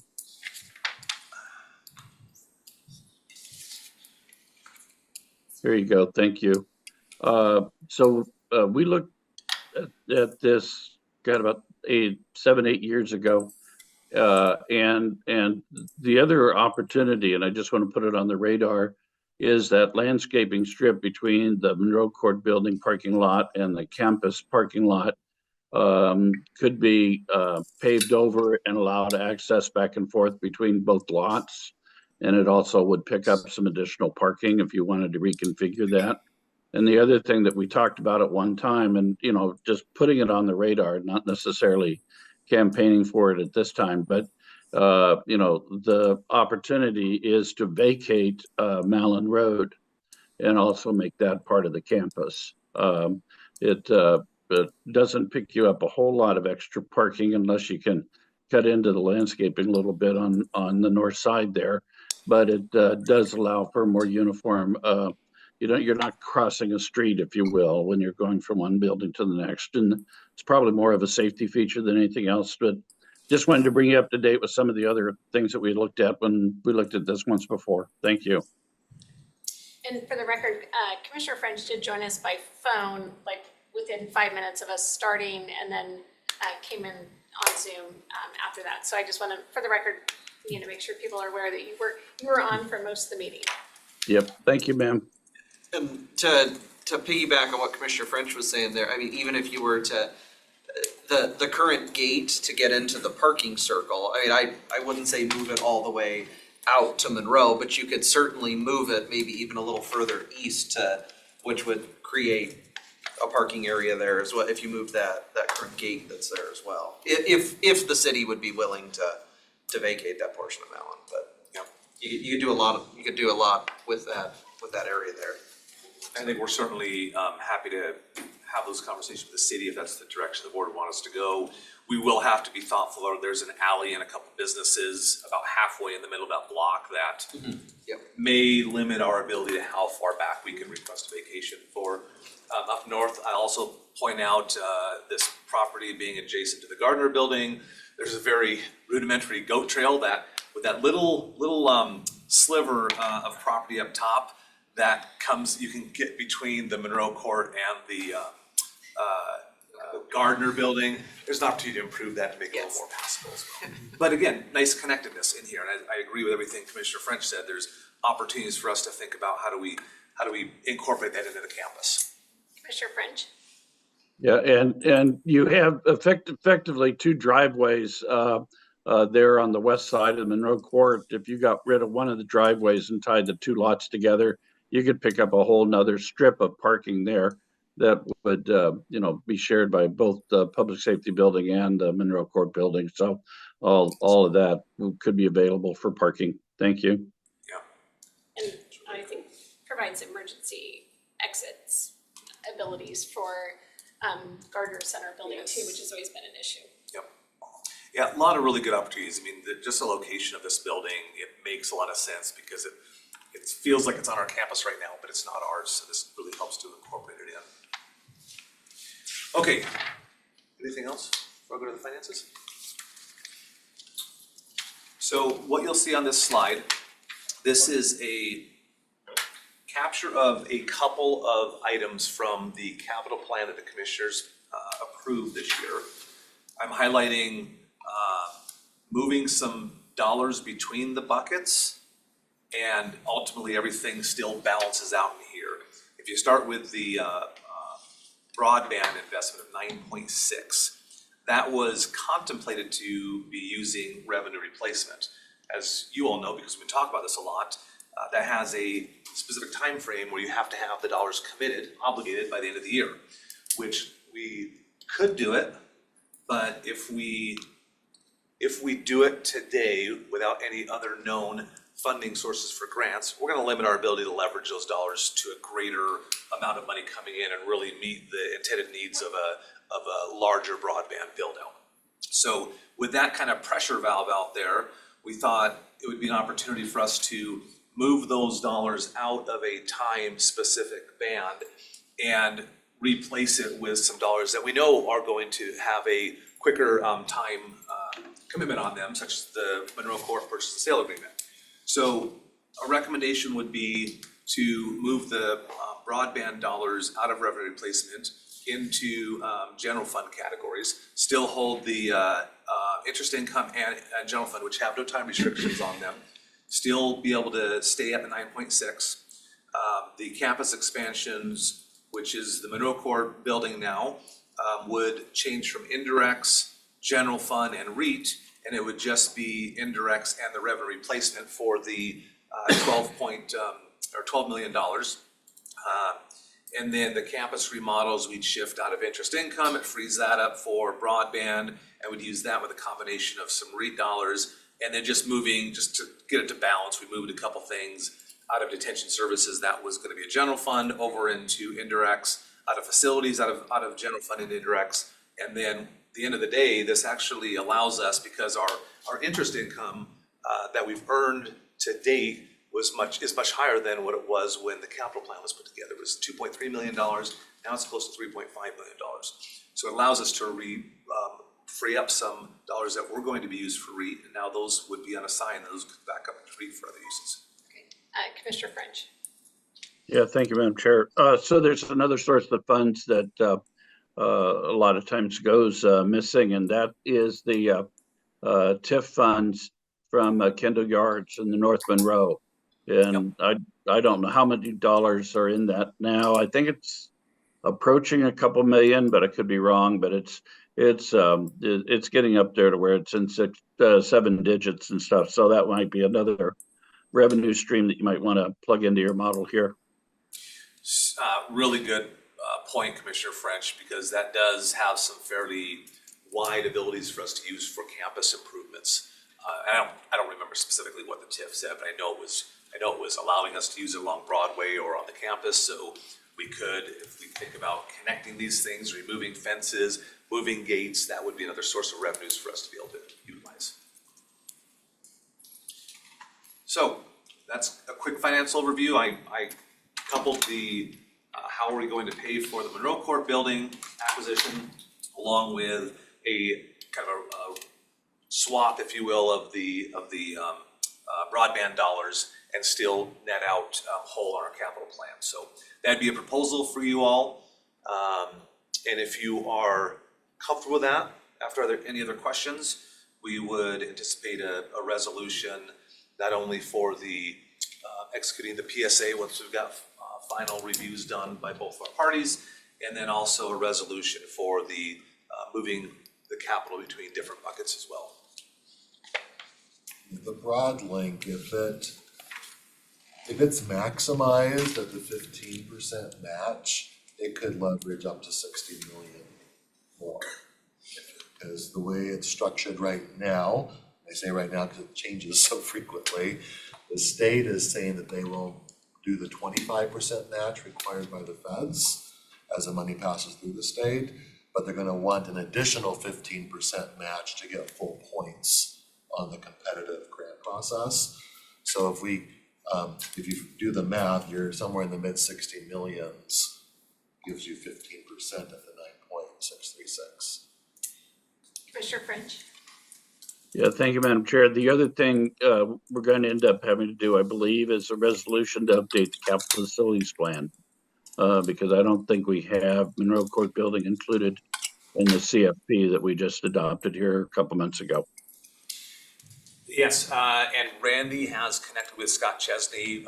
We do have You may recall when Scott presented, we can update the capital plan, I think, twice during the year. So the intention would be mid-year, we'll probably come back with an amendment for the commissioners to fold everything in. We don't want to do every single individual one because we only have so many opportunities to amend it. But that would get our capital plan staying in compliance with our comprehensive plan, the capital facilities plan, and all that sort of stuff. So, questions? All right. Just with all the moving around, are there any ARPA timeframe issues that we need to be aware of? Of course, the broad link, which we'd be solving for, and then the revenue replacement, if it went towards a capital purchase, we'd have to have the legal obligation discount. This revenue replacement now has the same timeline as anything that's been categorized. So obligation this year, 2 additional years to spend. So on the ARP, if you think about the purchase and sale agreement, let's say we execute by April 1. Then we have 3 months, April, May, June of our 90 days, July, August of our extension, close end of September. So we have the ability to commit those dollars to meet the ARP requirements well before the end of the year. And this chart also does not include any of the lease revenue that would come in once the county took ownership. Another question, it seems like there's a very large cost to the status quo in terms of fixing up Broadway building, which doesn't seem like a good use of money, but I am wondering on the idea of moving the district courtrooms over to public safety building. Do we have any sense of what that might cost or how that might be paid for down the line? We have a placeholder in the capital plan for 2025, I believe, that would anticipate these. Okay. We've kind of generally bucketed them into what we're calling campus remodels. So we do have some dollars in there, and we did some rough estimates with Gil as to kind of square footage costs to remodel that space. And it's a pretty good, it's a pretty general number. It's in the capital plan, but we do have something there for that. Generally, it's $250 a square foot for that level of finish. And I don't recall the square footage, but we've ran the numbers as far as the prosecutor's square footage, and the math does work. Within the current plan? Correct, within that footprint. I believe we had identified $1 for that, but we'll verify that as well. We do have it contemplated. Is that part of the unassigned REIT dollars? Well, actually, this would be monies that we hadn't even, we anticipated spending out of REIT. Now, we wouldn't be spending out of REIT, so we'll go back into REIT, and then we'll have some more dollars. Could be those dollars that we use for it or some other ones, but our projected REIT balances would go back up by $1,136,000. And there's almost 600,000 in additional interest income from the ARP dollars. It's not on this. At the top of the middle column, the 2936, that was our interest as of when you passed the budget last year, or at least our expected interest through the 23 calendar year. The difference there is interest to date. The positive side of ARP spending slowly is earning interest. The negative side is my blood pressure, trying to get it all spent according to timelines. Deep breathing, yeah. But the longer it stays around, there is the positive of interest income. Question, so the net impact of all this on the general fund it's the same amount, it's just different sources. And then if the deal didn't work out for whatever reason, we could still take that ARPA money and use it for other things within the time frame. Correct, we could find other options that would offset other general fund expenses. Okay. If the board wanted to put Broadlink into general fund for those timelines and that leveraging. Okay.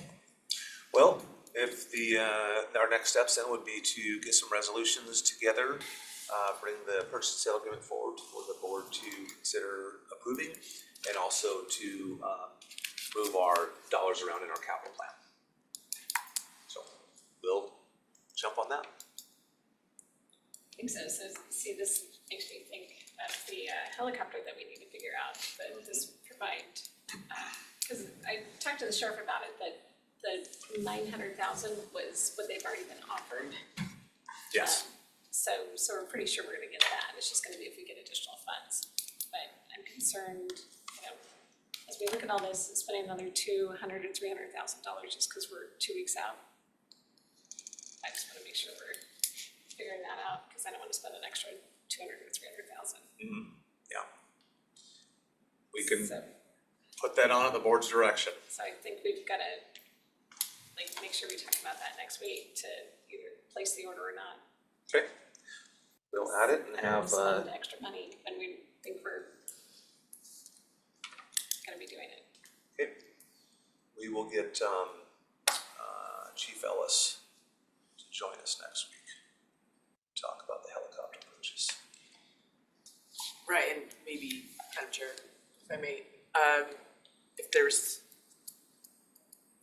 there are any scenarios that could be presented for the financing, so the budget office might need to be involved. Yep. Right. We had an initial one, but it's probably a year old now. Prices have changed, so I think we can request the sheriff's department get an updated quote to talk about financing of it as well. And will we know if the surplus sale has gone through? Our surplus auction, I believe the hearing is set for next week, which will then trigger actually doing the auction itself. So the timing of all this is not working out well, so. You mean, Madam Chair, you mean to be able to connect it to this process? Or? Well, this just shows that there's additional funding potentially available. So, so I think that's what I'm seeing of this, is I'm looking, knowing that's looming too, and so how that's all plays into it. I just know with the fact that in 2 weeks, the price of the helicopter is gonna go up $200,000 to $300,000.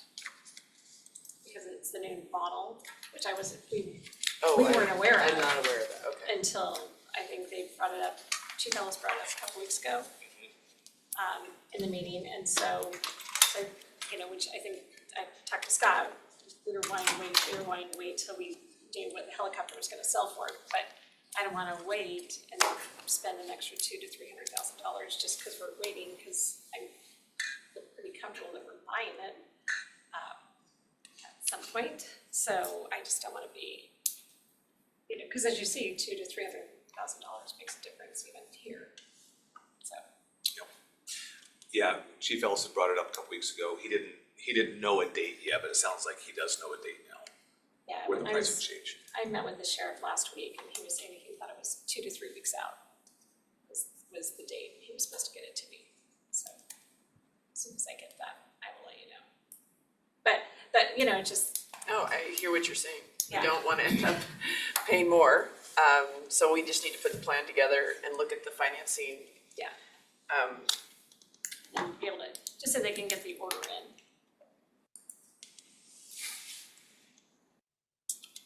Okay, we'll cue that for a agenda item next week.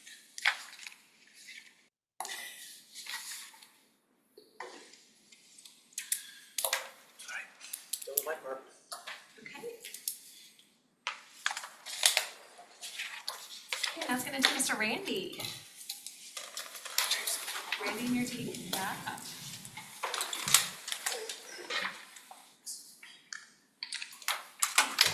Just all money, right? Just money. As we're just gonna hear about more money options, right? Hopefully good, not bad.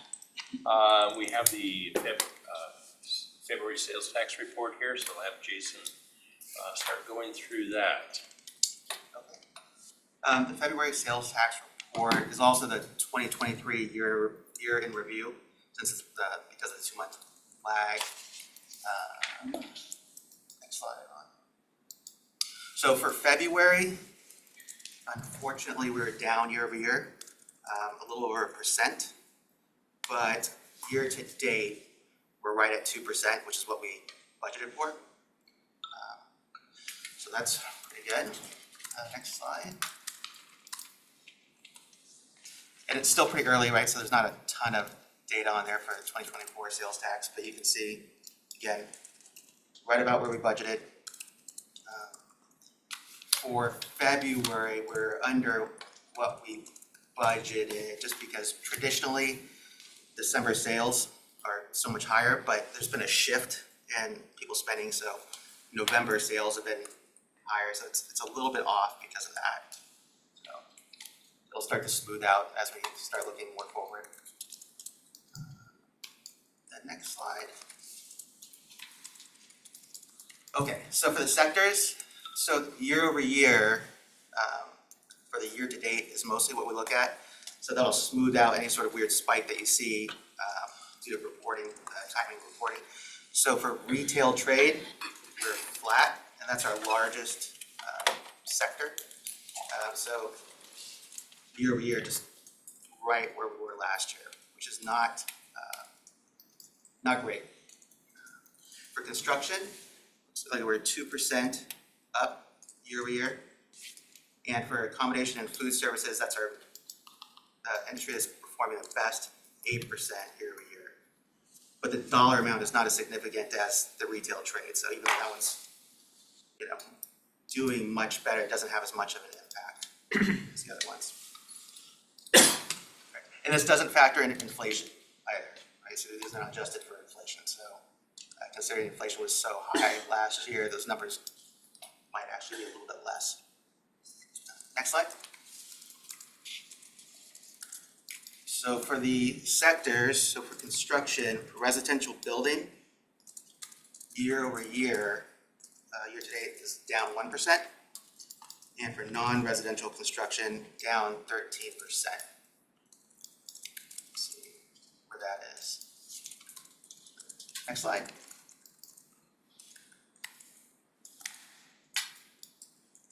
And I'm just zipping through them because I'm trying to get this over with. But if you have any questions, you guys know how I love this. Oh, Jason, yeah. no, What no, else do you no. have to do? Oh, I don't know. Hopefully not much. Okay, auto industry, not looking so hot. So if anyone want to help go buy a car. Well, Commissioner Jordan's been trying to help. But Yeah. that was 2024. Oh, You're no. looking back, so Oh. just wait. Yeah, just wait till next. You're gonna need a minivan soon, I heard, right? So, Yeah. Gotta get the family car. Astro Man. Yeah. So new car dealers down 2%, used vehicle sales down 12%. The really rough one, right, which everybody knows, the other motor vehicle dealers, boats, RVs, all the fun stuff is down 20%, which is terrible. And people are keeping their vehicles longer, spending money on repairing them, so that's up 23%. Wow. It's a little bit concerning. Commissioner French. Yeah, this might be a little too granular to be able to assess, and maybe talking to some of the auto dealers would be a better source. But I'm really curious. I understand that sale of electric vehicles has dropped off. In fact, some of the manufacturers have significantly reduced their production line for 2024 and 2025.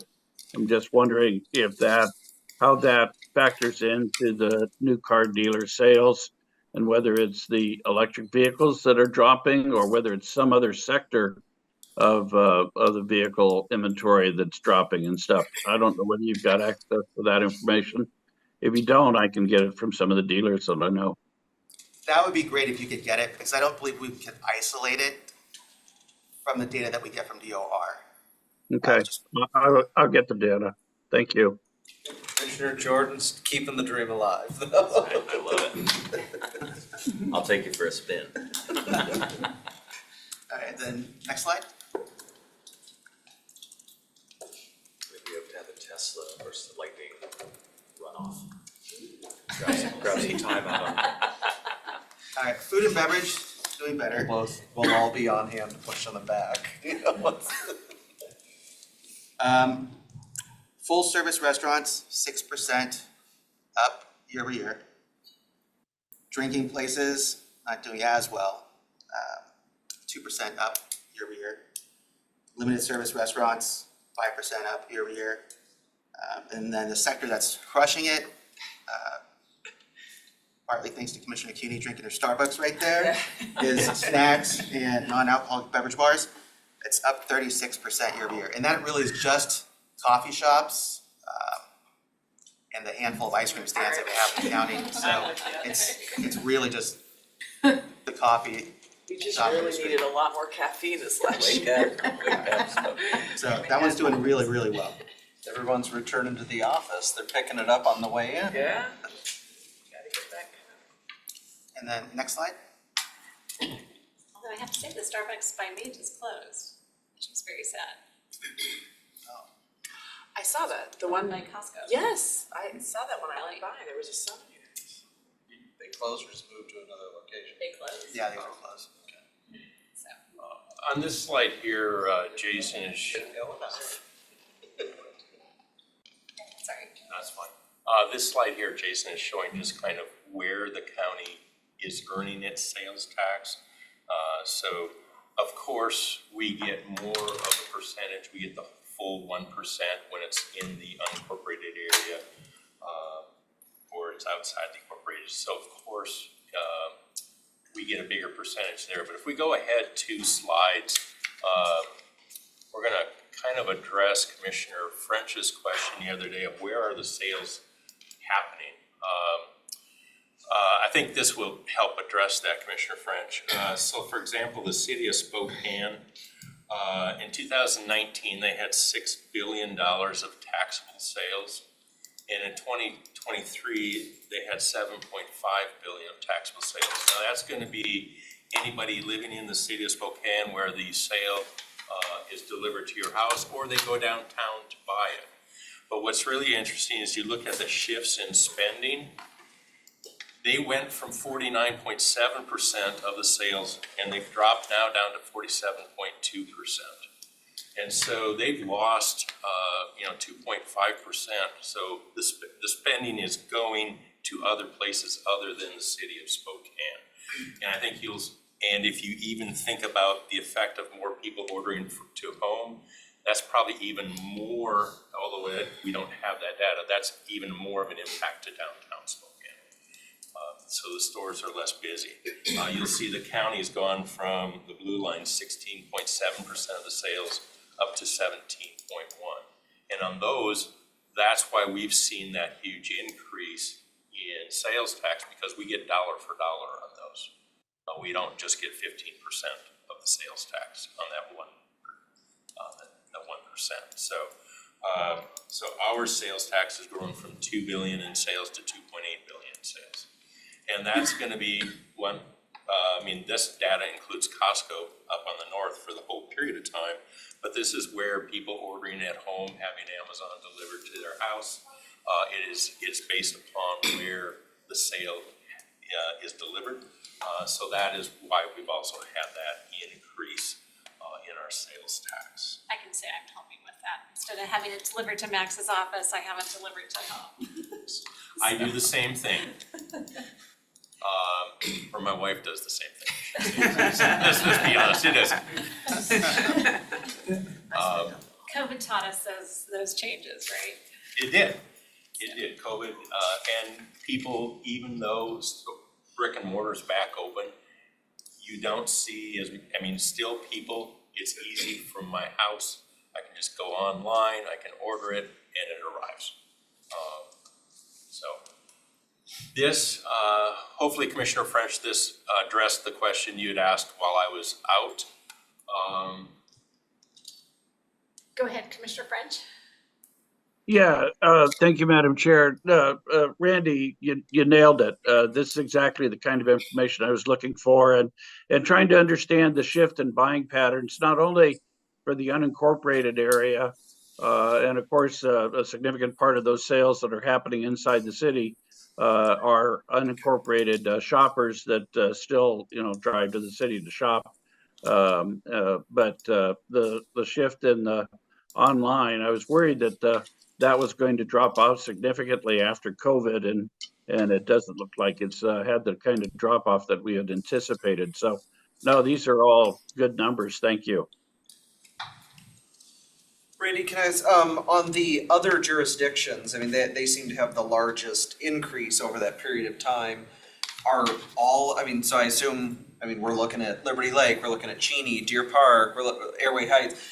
Are they all performing on the up, or is there one that's doing really good, driving up that overall cumulative? I would have to look performance into it and get back to you. Okay. We because of the size of them, we didn't specifically break it out. Okay. Anecdotally, only because I live out on the east side of the county, I could say Liberty Lake has probably shown an increase just because of population growth out there. Okay. They've got, you've got a lot of commercial growth going on out there, so I would anticipate that Liberty Lake has grown. Okay. Cheney would be one of these other sources also. Not positive, but we can break those out for you because we have the data. So. Okay, yeah, I'd just be interested to know, is it one of the other jurisdictions that's just hitting it out of the park and driving that number up, or are they all sort of on an upward trajectory? I'll take a look. Okay. And so the reason I jumped up to this slide, because if we go back to slides where we say 50% or almost 60% of our revenue comes from sales tax outside the county, well, that's only 17% of the sales in the county, but it's driving 60% of our revenue. That other 40% we get from the jurisdictions, but we only get 15 cents or 15% of their sales tax. So that's why the blue is so big on that slide versus where it's coming from. So that's what we have. Any questions? I think you answered a lot of them. Thank you. Clear information. Appreciate it. Okay, so that's gonna take us to prosecutor's office. So I don't know if you guys wanna stay here. Would you like us down there or here? Sure, over there.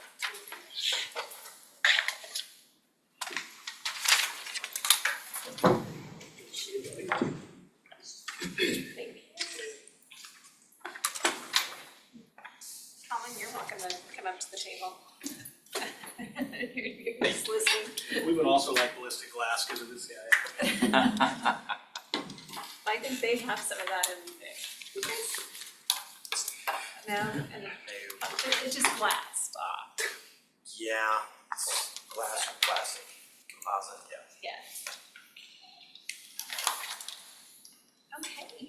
All right, Thank you good for morning. joining us, Mr. Prosecutor. Thanks very much for having us, taking the time out to visit with us regarding our request for help. We've, quite frankly, never been in as dire shape as we are right now from a staffing standpoint, the inability to get people in the door. And once they're trained and seasoned and things are looking really good, and then they depart for additional salary and benefits elsewhere. So if I could begin, and again, thanks to the board, I do have Preston McCollum, who is my chief criminal deputy here, and also Ellie Murphy, who is our business manager. She's at the other end of the table there by Gina. And first slide, okay, if you go to the next slide, that'd be great.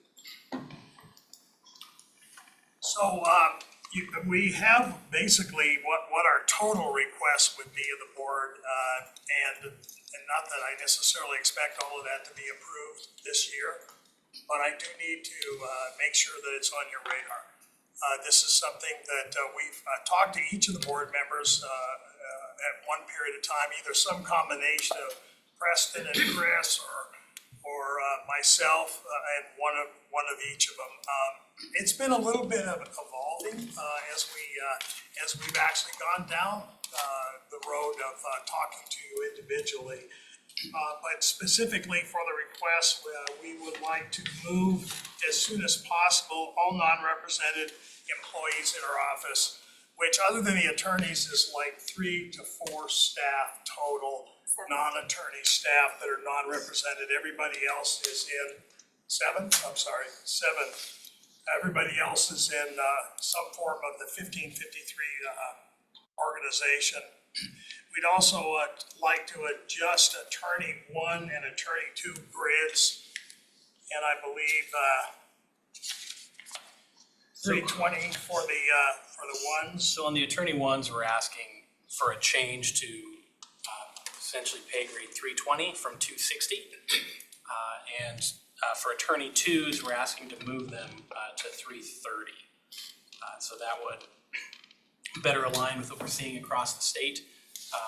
And, you know, for so many years, there's been this east side, west side concept. Right now, especially in the last 18 months, that's disappeared. Every county that touches Spokane pays entry-level attorneys 20, 30,000 more than Spokane pays. And so our office, the public defender's office, simply cannot recruit people, period. I had the Lincoln County prosecutor over here handling a conflict case for us last week. He was telling me about his great district court guy and how awesome he was. I said, well, would you want to come to Spokane? He said, well, what will you pay? I said, we start at 59. He said, no, my guy makes 90. So that's a brand new out of law school person to do misdemeanors. And he said, how on earth can you guys get anybody here? I said, well, that's the problem. So anyway, sorry. And we don't. And that is our problem right now. The recruitment box is absolutely empty. We are currently a total of, just at the felony level, we're down 8. And at the misdemeanor level, we're hanging on, but several of the people that are working in there are Rule 9s. They're not quite barred or in some cases finished with law school. So nobody's interested in coming to Spokane right now because of the great disparity. And we, later in the briefing, we got a number of counties that we compared to, and we have a separate slide for each of those. I did want to say that I recently had a conversation with Joe Brusick, who's the Yakima County prosecuting attorney, 256,000 plus in Yakima, and they're starting them out at like 82 or so, and they're offering bonuses as well, as does Ponderay, and they may not be the only two. Joe's offering $12,000 on top of the 82 figure, 6,000 when you walk in the door, another 6,000 when you reach a year. Ponderay is starting at 77,000, and Dolly Hunt is the prosecuting attorney up there, and they have a $10,000 signing bonus, $5,000 when you walk in the door, and $5,000 at a later time. But in any case, to tag on to where we were headed, other than the conversion to 40 hours, the senior, now attorney 3 money would remain the same. Other than the 40-hour conversion, we're not asking for any different grid for them. We are asking the board to authorize any supervisor, anybody supervising 1 unit, even 1 unit or more, to be getting the 5% lead attorney pay. It's challenging enough to do the work. It's more challenging to be a supervisor, and if you're not compensated for it in some manner, it's harder to get people to step up and accept supervision positions.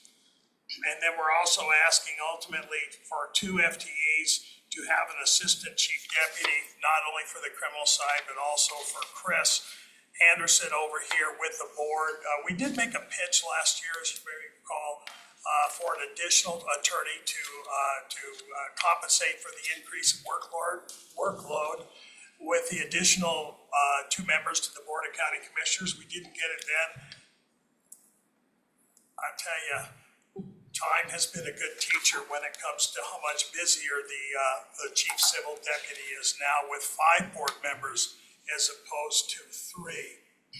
So we have a chart here, or authorized FTEs, and I'm going to let Preston break that down for you a little bit. And before we get into that, I'm going to I guess dovetail on a couple of things that Larry said.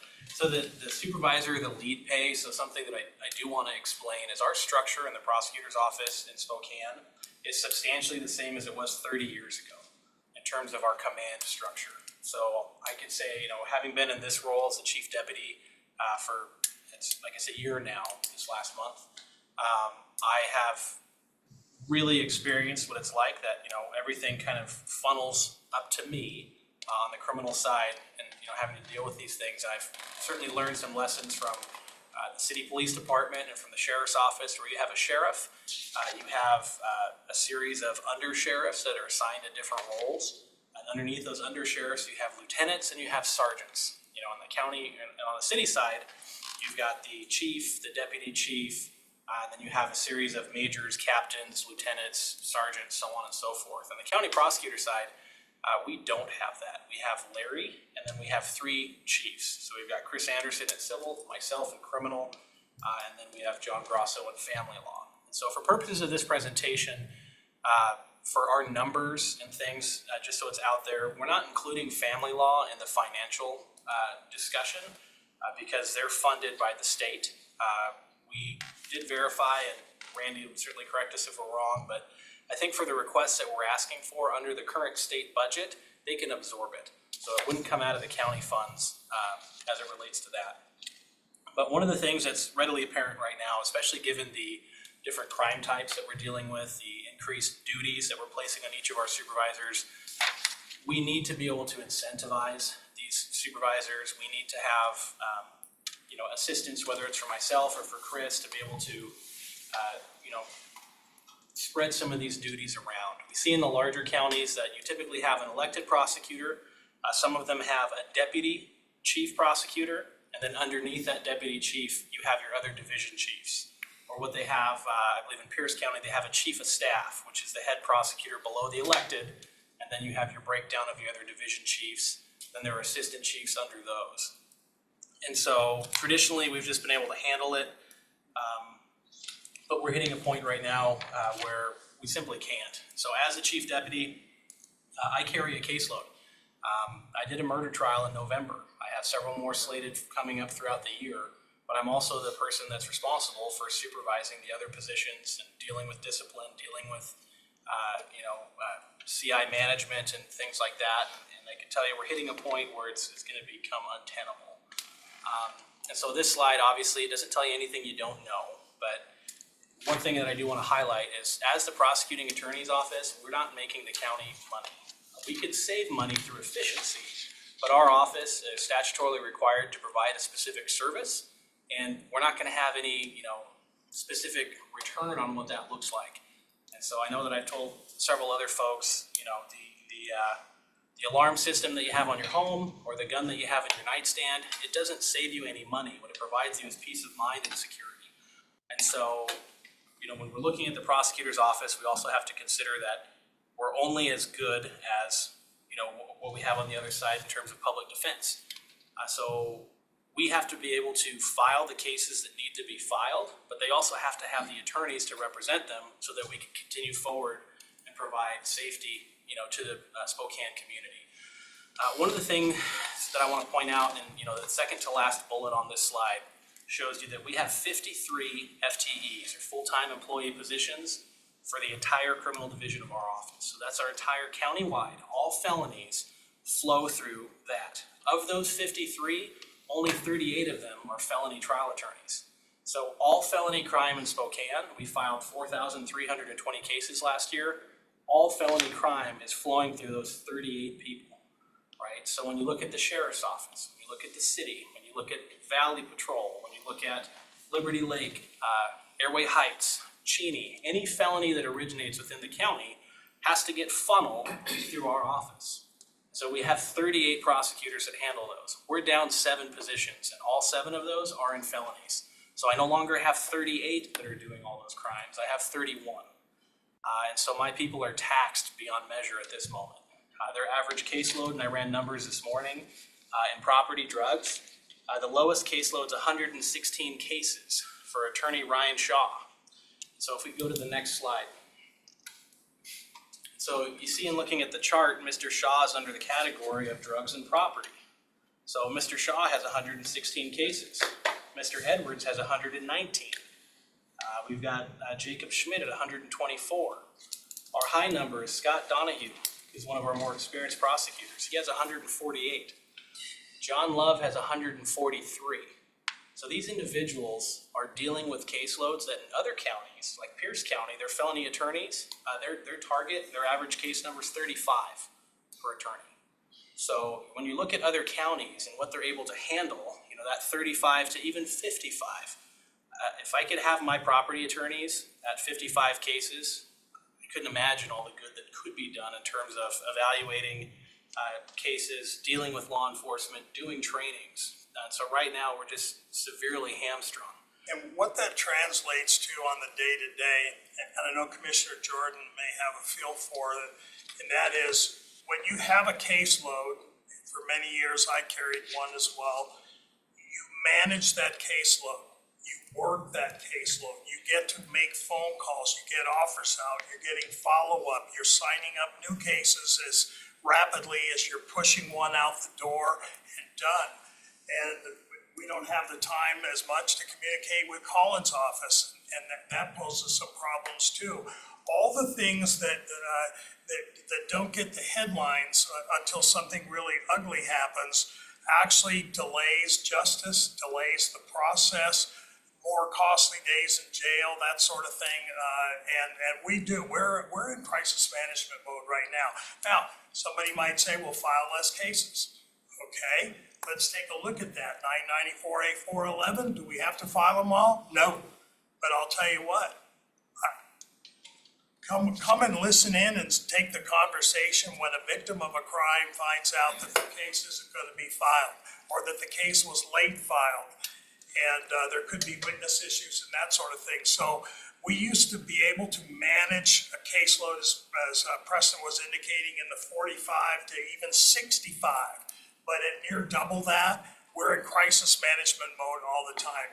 And the workforce is younger. They have less experience. We've had a lot of departures of many, literally hundreds of years of experience have walked out the door in the last decade. How do I know? That's about how long I've been sitting in this seat. And it is very critical that we take into account when we talk about actual costs. The actual costs of not acting are significant as well. So I wanted to touch on that. And the costs is that, they all have a name and they're within our community. It might be a business. It might be a building. It's an individual. We have cases right now where one person down in major crimes. And so major crimes is typically an area where our attorneys should be carrying between 30 and 40. Before I stepped into this role, I typically had between 60 and 80 doing major crime and gang cases. And in transitioning to this role, somebody newer had to step in. They can't do 60 to 80, but the need is still there because those are the cases that arrests are being made, judges are finding probable cause, and those cases are, having to get assigned out. So we have circumstances, and I don't want to cast shade, on Mr. Charbonneau and his office, but just we've got delays at times where we can't get a hold of a public defender, we can't get a hold of an attorney, and then they reciprocally have that problem where they can't get a hold of a prosecutor. I know I told a number of you when we did individual meetings, at the end of December, and looking at this, chart and looking at the vacancies in property drugs, we had an individual leave to the Attorney General's office for substantially more money, but that wasn't the big piece. It was for less stress, right? So you're not dealing with that 100+ caseload. So that individual's cases, I took a snapshot of them, around 50 cases, handed them out to the major crimes attorneys. That was my Christmas gift to major crimes was, hey, you each get 5 cases from somewhere else. So I went ahead and handed those out, and whatever was left I put in my name. So I had those cases in my name. I churned through a number of those. I had some conversations with Mr. Charbonneau because I sent out offers for resolution. In some cases I heard nothing. And it's because they're reassigning attorneys or he didn't have an attorney to assign them. We had a situation where there was an individual, a credit for time served offer, taking up a bed who sat for weeks in the jail because we couldn't get that communication piece, right? So the jail would appreciate if we could have, these cases moved along. We have circumstances where we've got witnesses in transit from different DOC facilities, or individuals who are getting booked in and released, and booked in and released, and never having the time or ability to communicate with your attorneys, or potentially never having a conversation with the prosecutor, due to our own staffing issues on how to resolve a case. And so that's costing an incredible amount of money to the county, and the jail could certainly speak to the number of cases that are getting booked in and released over the lifetime of that case. How much manpower, how much resources does it take to book an individual in and out a dozen times before a case is released? The judges certainly have a role in this too. Whether you're holding people or not holding people has an impact on what we're able to do. An unfortunate truth for defense counsel, Mr. Charbonneau could feel free to disagree with me, is that often it might be that him and his office, they only get to meet folks in the jail setting. They only get to meet them once they're held and in a place where they could speak, and they need to have access to be able to do that. Because right now, it's just a constant revolving door of folks coming in, folks leaving, and the community's paying the cost. And so our crime victims, especially over this last 18 months, I'd say, are particularly frustrated. We get all kinds of calls into the office of, they felt shortchanged in the service that they received from us, and the comments from the judges. I've had individuals come forward and just comment on how they felt. The judge only gave them a minute and a half for their case, and they felt, put out by that, and rightfully so. We're providing a service, we're providing a constitutionally required service, and at this point, we're not doing it well. Well, and it's also important to point out to you that, unlike the public defender's office, they carry a certain percentage of the cases that occur in the county. They have an internal conflict organization known as Counsel for Defense.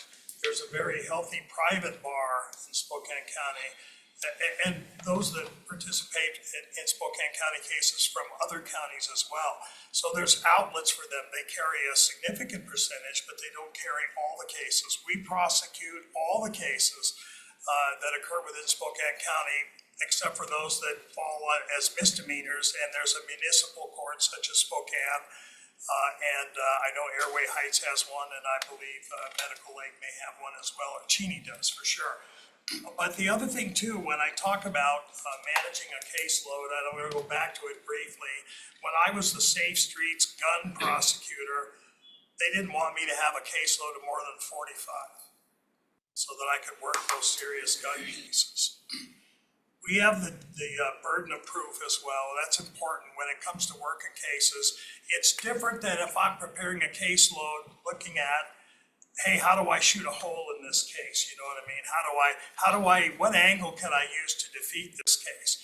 What a prosecutor has to do is they have to consider all potential angles that a defense lawyer is going to look at and make a determination of how am I going to prove each and every element of this crime beyond a reasonable doubt.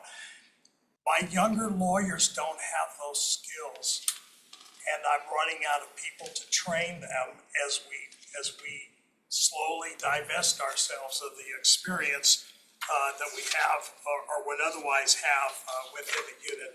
Unless, Preston, you have something else, I think Chris is next with a civil slide. And I guess before we jump into that, the other thing that I want to clarify too when you're looking at these numbers is that second column that says district court. When we talk numbers, the 4,320 cases that were filed, that excludes district court filings. So we have 7 judges over there that are handling that caseload, and I have 6 attorneys that handle that. So each of those 6 attorneys has an ungodly amount of cases assigned to them, right? So Pierce County, for instance, they're larger, but they have 18 district court prosecutors. We have 6. They're not 3 times our size larger, right? So the work that those individuals do is very taxing. They're working all day long, and Colin can attest to this as well. His attorneys in district court, they're very harried. And these are our newest people. They're trying to learn things. We don't have the ability right now for me to team up mentors of better trained prosecutors as it was when I started.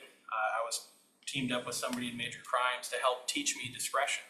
So I don't have the ability to do that because everybody's running around trying to cover what they got and not doing it well. One of the slides mentions, when I started as a prosecutor here in 2015, I believe my starting wage was $54,000. At that time on that pay scale, it was an attorney 1, I believe at a step 7, we had a false floor. So from 2015 to this time period, we're starting our attorneys out at $59,000. And that's primarily because of the COLA increase that happened at the beginning of January. So before that, it was, I think, 56 and change or 57 and change. And so as we get to the end slides, you'll see that we have not even barely begun to keep pace with other counties. And there is no east side, west side divide. At this point, it's a fallacy because the east side counties, in many instances, are paying more than the west side counties. And so, but like I said, this slide right here, and I left folks' names on it so that you know every single crime, whether it's sitting in a queue waiting to be reviewed, whether it's filed, one of these individuals is working it, and that's for the entire county. So that way you know who is working for you or who doesn't have time yet to work for you. Each of these individuals, they're working their tails off and doing their best. But right now we're drowning because the funnel keeps getting, the hopper keeps getting bigger, but the funnel, which is our office, remains the same size. So if you add 30 more deputies, the city adds 30 more officers, or if the 18 deputies that Sheriff Knowles currently has in training status, once those 18 matriculate to the street, they're going to start writing probable cause affidavits. They're going to start arresting criminals and referring those to our office. And in speaking with the sheriff, I told him, you need your 30 deputies. We're under-policed, we're underfunded in many respects. But I said, I can't handle what you're doing now. We're constantly crossing swords with whether it's city officers or the county as to why we can't get to certain things. We just don't have the personnel to do it.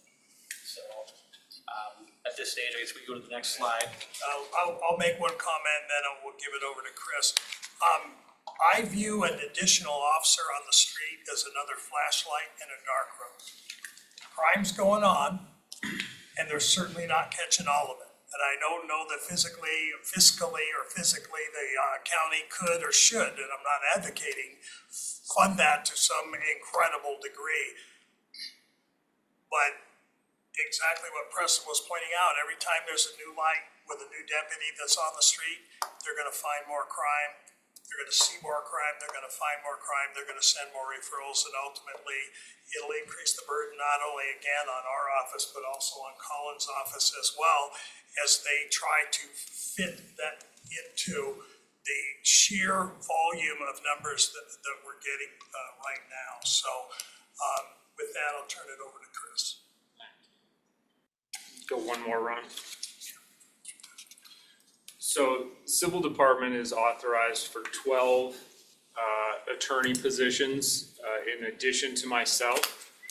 We are currently carrying a 25% vacancy rate with 3 of those positions either unfilled or on their way out.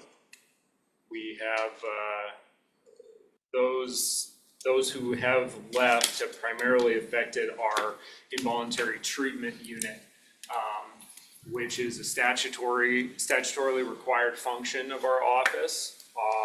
Our office in 2023, there were 2,444 filings under the Involuntary Treatment Act in Spokane County. That's the second highest in the state behind King County.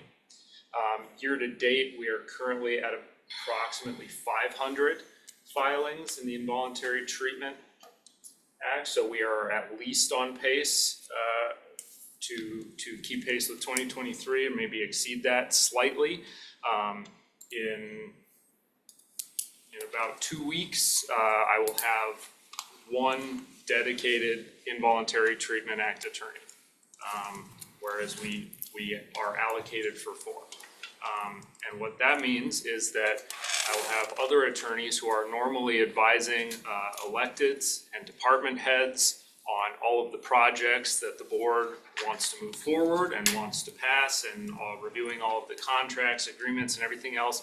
They are going to have to take time out of their schedules to prep, review, and go to hearing on these Involuntary Treatment Act cases. Because we have to meet those statutory obligations, and these are people who are being committed to mental health facilities by order of the court. And so we are on, have limited time and have to take care of those. And so what that means is slowdowns everywhere else in the system. As the board is well aware, we constantly have new legislation coming down, creating additional legal complexities. The Growth Management Act is a prime example of that. Every year, the Growth Management Act gets addressed by the legislature. It gets tweaked, it gets, modified slightly, some years more than others.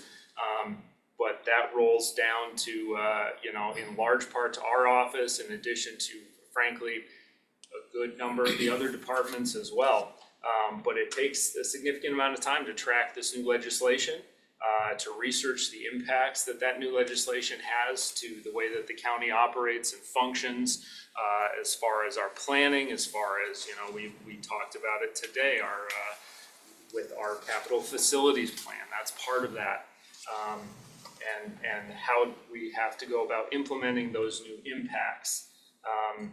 Additionally, we have an increasing population in the county, and that has systematically driven up the number and frequency of code enforcement complaints. That's another piece that the civil department takes. As the board is well aware there too, the community is very passionate about code enforcement compliance. However, unfortunately, as far as attorney resources and allocating attorney resources, reducing code enforcement is probably the least risky and creates the least liability to the county. And so when resources run low, that is probably one of the first things we have to look at reducing, simply because it is all through county code, and that creates the least amount of liability and risk to the county. However, it is also one of the things that people expect and demand the county take care of. And until and unless we get some relief, one of the things, I met with Scott Simmons recently, we had a great conversation, and I impressed, in my view, is we're short. If you're working a project and a board, I ask for your help on this as well, making sure that get my office, your lawyer, whoever that happens to be for whatever department, get your legal team involved earlier. Sometimes we've been a little bit late getting to the table, and again, we have younger lawyers than we used to. They all used to be gray or no hair, and now they're a lot younger and they're a lot less experienced, and it's going to take them a little more time. If they're invited to the table early, they can ask questions, they can listen to the conversation, they can watch the plan develop, and along the way, they're going to be able to do the research and buy that time that's necessary to do what I promise. And I promised most recently to Commissioner Jordan and Commissioner Waldrop that we owe you the best research, best written position papers, opinions, and that sort of thing to help guide you and ultimately the decision that you as the board needs to make. If we're invited to the table too late, and you take a newer lawyer and say, I need this in 3 weeks, depending on what it is, that may not be much of a time frame at all. 3 weeks in the legal world is a millisecond, depending on the subject matter. So in order for us to fulfill our duty to you and also the promise that we make, please get us on board as soon as possible so that we can get our, and also if we need your help or make an adjustment, Chris can make that decision, hey, we need to put another lawyer on this for the time being, or, in addition to, in other words. So help us help you. And again, Scott and I believe we were in agreement on that, getting on board earlier, yes. So that's good. That's good to hear.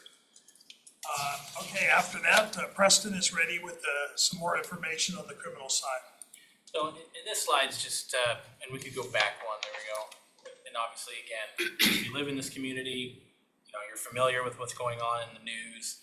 This is just a snapshot over the last couple of years. You see in the newspaper is either the really good stuff or the really bad stuff. What you miss in between is kind of the toil and the struggle that happens, at the street level. And what you also miss are the daily mistakes. So I hate to sit in front of this body and say that we make mistakes, but we do, in terms of, when I have limited time to look at an issue, limited time to evaluate a case. When I was a younger prosecutor, I'd spend a lot of time on the phone with my deputies, with my officers, explaining different concepts, there are legal concepts or different nuances that would assist in a case. And right now, we don't have that level of communication. It's triage. And even with defense, we'd spend a significant amount of time discussing cases, resolving cases, talking resolutions. And right now, it's by happenstance. I'll bump into, Colin Charbonneau somewhere on campus and say, hey, we need to talk about that case, because despite running around with our hair on fire, each of us still has a caseload. And so then we have to pop into court, get things continued, go back to the desk and figure out how to, marshal 15 witnesses and fly people in from Florida to testify. And so there's things going on all the time. And I mean, these aren't insignificant cases. When you look at the gravity that each of our DPAs are facing in felonies, I have 31 attorneys right now that are handling all of these headlines, that are handling, these matters, and they're doing it with 2, 3, 4 times the caseload numbers that they should have. And you can have the best person, and they're gonna make some mistakes, right? And at the other end of each of those mistakes is a crime victim, a law enforcement officer, and ultimately the community at large. If they're not able to put in the time into either preparation or the time into that victim relationship, talking to crime victims, and I think one of the most important things, and Larry and I talk about it a lot, is our crime victims need to have access to justice. And, again, no disrespect to Mr. Charbonneau, but we spend so much time in this system defendant-centric, defendant-focused. We're worried about the defendant's right, their access to trial. Yet at the other end of every filed case, from where I sit, there's a crime victim. There's somebody who had their house burglarized, they were assaulted, they were raped, they were shot at. I don't know about all of you, but when you walk through the Spokane community right now, do you feel safer? Because I know I certainly don't. I don't want to walk downtown after dark with my wife and kids. I'd suggest that others don't do that either, right? Because there's a lot of things that we just don't have a handle on right now in this community.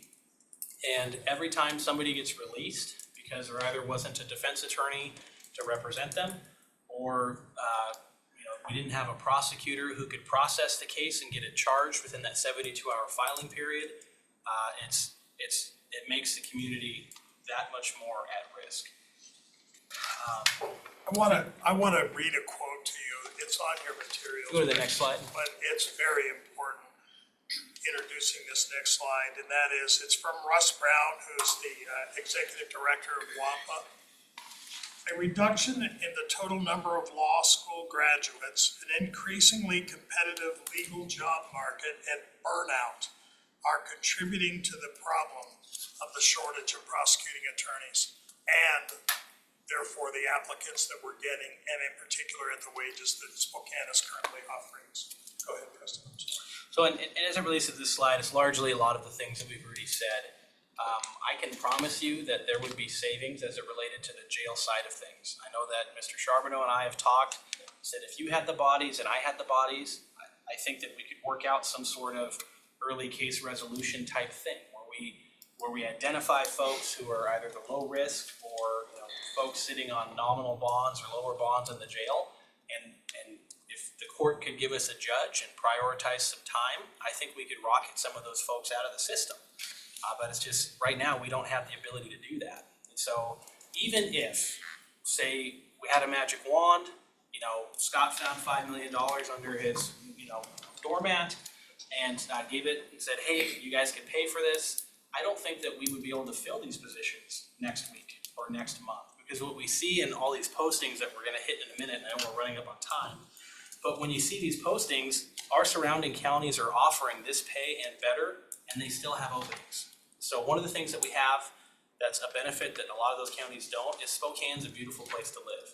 Spokane has a lot of amenities that these other counties don't have. So I think that we would be more competitive potentially, just given what a great community this is. But our projections and the numbers that we've provided are assuming that we have all of the positions filled. I think if we were to, wave the magic wand and get all of our ask right now, I doubt we'd even be able to fill all of those positions by the end of the year, but it would at least put us in the running. And so this slide here, again, it just discussed some of the things we've already talked about, increased employee turnover, burnout. I've had a number of employees come to me and say, hey, I'm leaving for the tribe, or I'm leaving for the AG. Is there any way, if if you give me 5,000, 10,000 more, can you? Well, I can't. I don't have the ability to skip folks' steps, and move that. I felt horrible celebrating with a colleague the other day that he didn't get a job somewhere else. And so ultimately he was happy to stay, but it would have been a $15,000 pay increase for a senior attorney. So I said I would have celebrated had you gotten it, but I'm frankly more happy that you didn't get it. So is there anything I can do to help make your life a little easier here? What a friend you are. So, yes, a friend and a boss. So if we go to the next slide, and I'll try to get through some of these. We just go through those quickly. Yep, and so obviously we've discussed problems, so we can skip past that. One thing I will say on recruitment problems is we're stuck interviewing the people that are rejected by other counties. And then Colin Charbonneau's stuck interviewing the people rejected by us.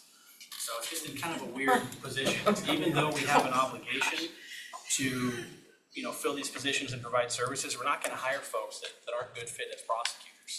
I've got individuals that apply that we've rejected repeatedly for various reasons or disqualifiers, right? So just because we have the open spot, it doesn't mean I'm trying to grab the first person with a bar license and say, hey, go do the job. We owe the public more than that. So next slide. So and we could go past this one as well. So there's a number of examples, right? So for so many years we keep hearing, well, east side, west side divide. That's not a thing anymore. It's a fiction now. Look at Adams County. They start their attorney ones at $94,000. So the little bubble on the bottom of the screen is a posting on Facebook from a former prosecutor who left Spokane to his fellow Spokane County prosecutors saying, hey guys, we got a van pool as well, right? We can go ahead and they start at $94,000. They have, same benefits or better. And you just have to drive, to Ridsville. Right? So next slide, please. No, you don't even have to drive to Ridsville, somebody else is driving. You might be able to work remotely too. Yeah. Okanagan County, Good old STA. right? So they're starting at $90,000, right? What the counties have effectively done over the last several years is they collapsed their pay scales and reopened them up, but they set their floor significantly higher. Spokane hasn't done that. And so that's why we're so far behind. You got folks starting at 90. Well, our new law grads, and I always hear, well, you got a law school right here. Well, that's great. They're gonna go up there for 90 instead of staying here for 59. And then you look at a long 13-step grind to where we're going. So if we go to the next slide, Grant County, right? They start at $95,000 at the low end. Brand new lawyer, walks up with the bar card, $95,000. That's what they start at in Grant County. Next slide. We've got Jefferson County. They're at $89,000. Next slide, Benton County. We actually had a gentleman that we were interviewing, or wanted to interview. He applied, I think, on a Friday. We reached out to him immediately the following week, and he already accepted a job in Benton County. They pay moving expenses as well, and they start at $80,000. Benton County is also currently using a recruiting company.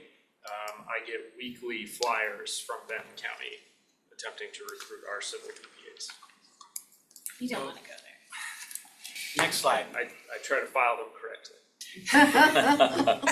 So we see some of the west side counties start a little bit lower. We've got Thurston County.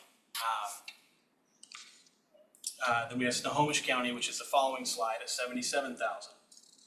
But those counties also have different benefits. Those counties also have different case requirements.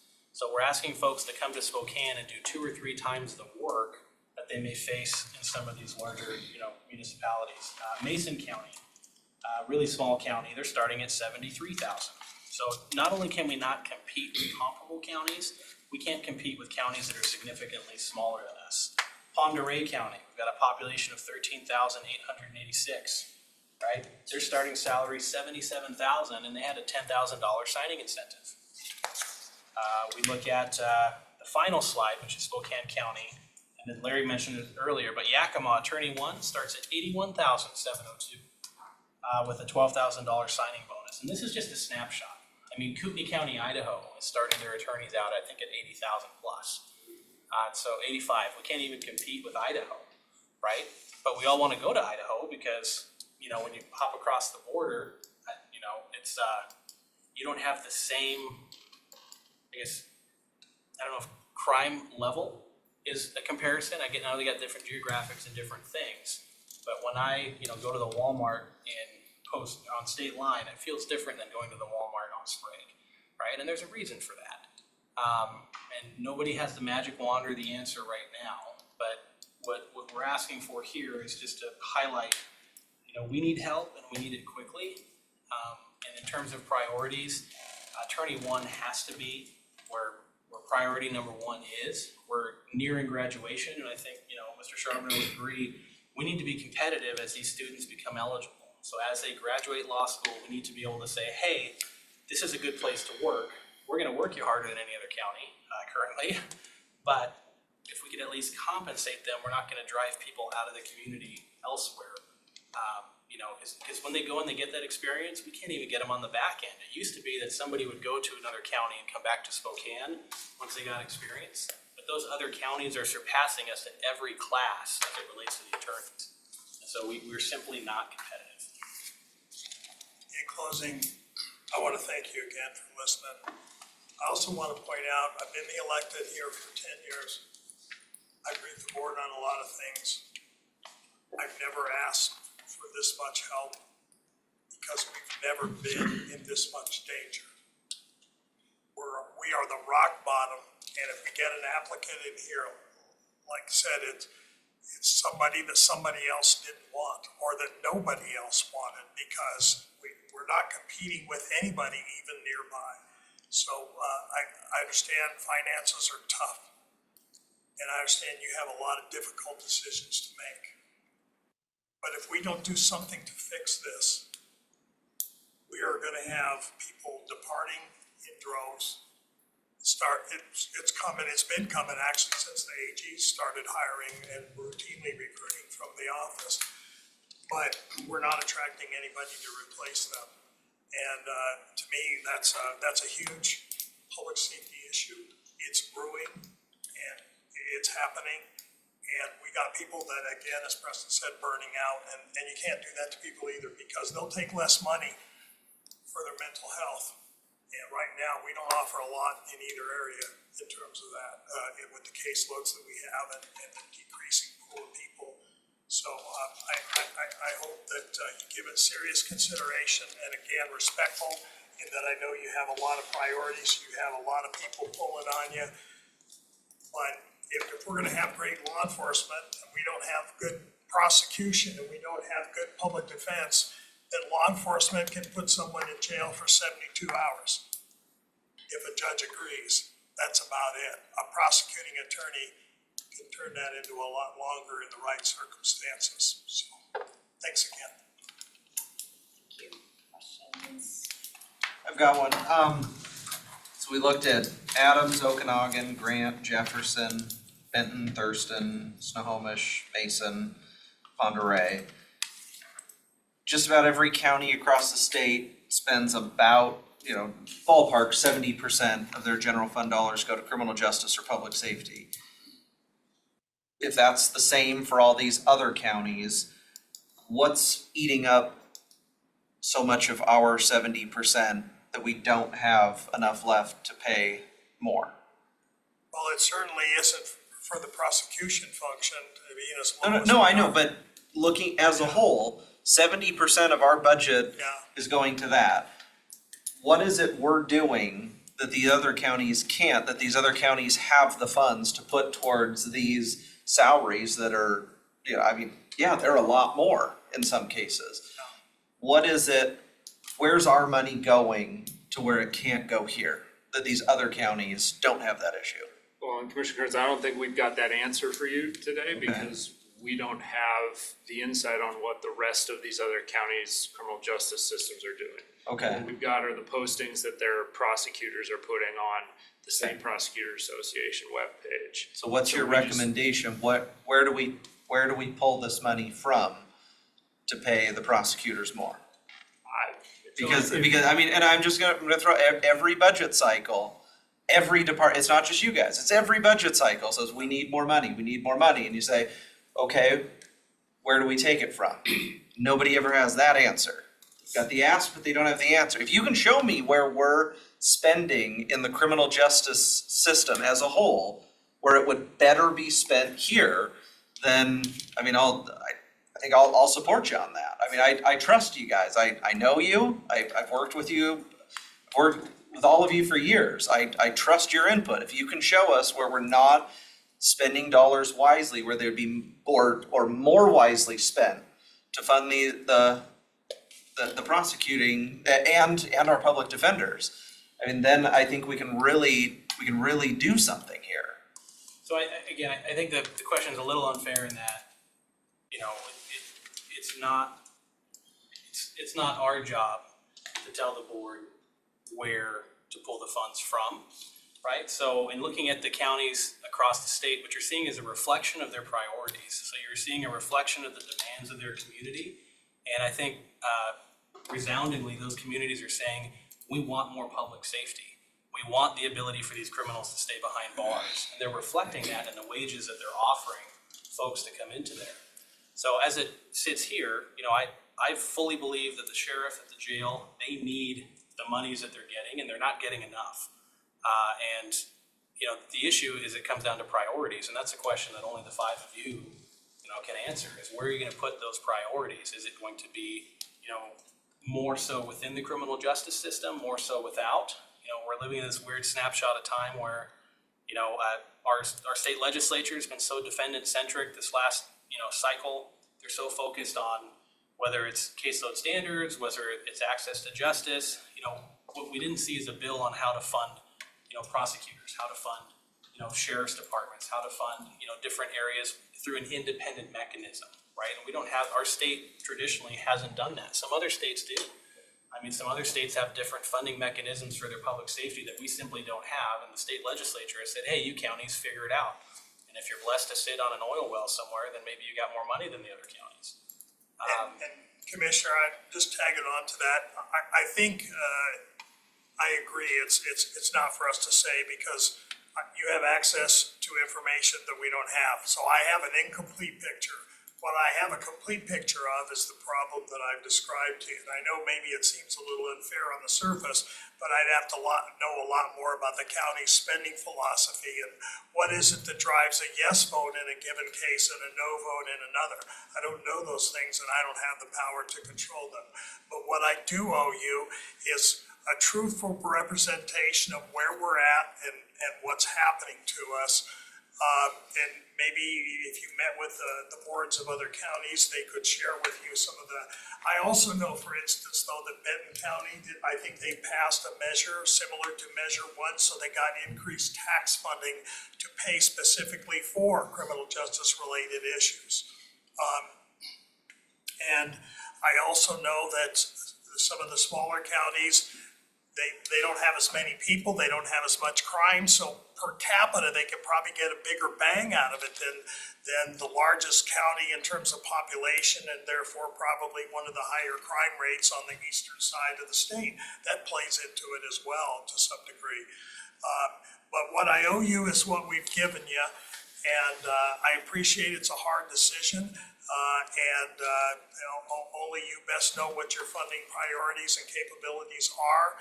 And I would say this, there's one thing you can do if you have any influence in the legislature, even if they don't fund criminal justice from the state level in its entirety. Very often they talk about funding the Office of Public Defense. That alone would free up a ton of state money that would help counties like Spokane County and others that are you know, struggling along, you know, in current times, especially with inflation the way it is, that would free up some money we could get some prosecution money just freed up from the local, you know, coffers, simply because the state would be paying potentially for public defense. Whenever I hear that conversation, the state, I know they're not gonna fund them both, but if they'll fund OPD and allow that money to remain in the coffers of the various counties, that might be part of the answer. Just want to thank you for the information. When you're talking about caseloads of 116 to 148, I'm having flashbacks to being over at the AG's office. It does depend what section you're in, whether it's more or less stress, right? But been there in terms of having a burden of proof, not the same, but similar.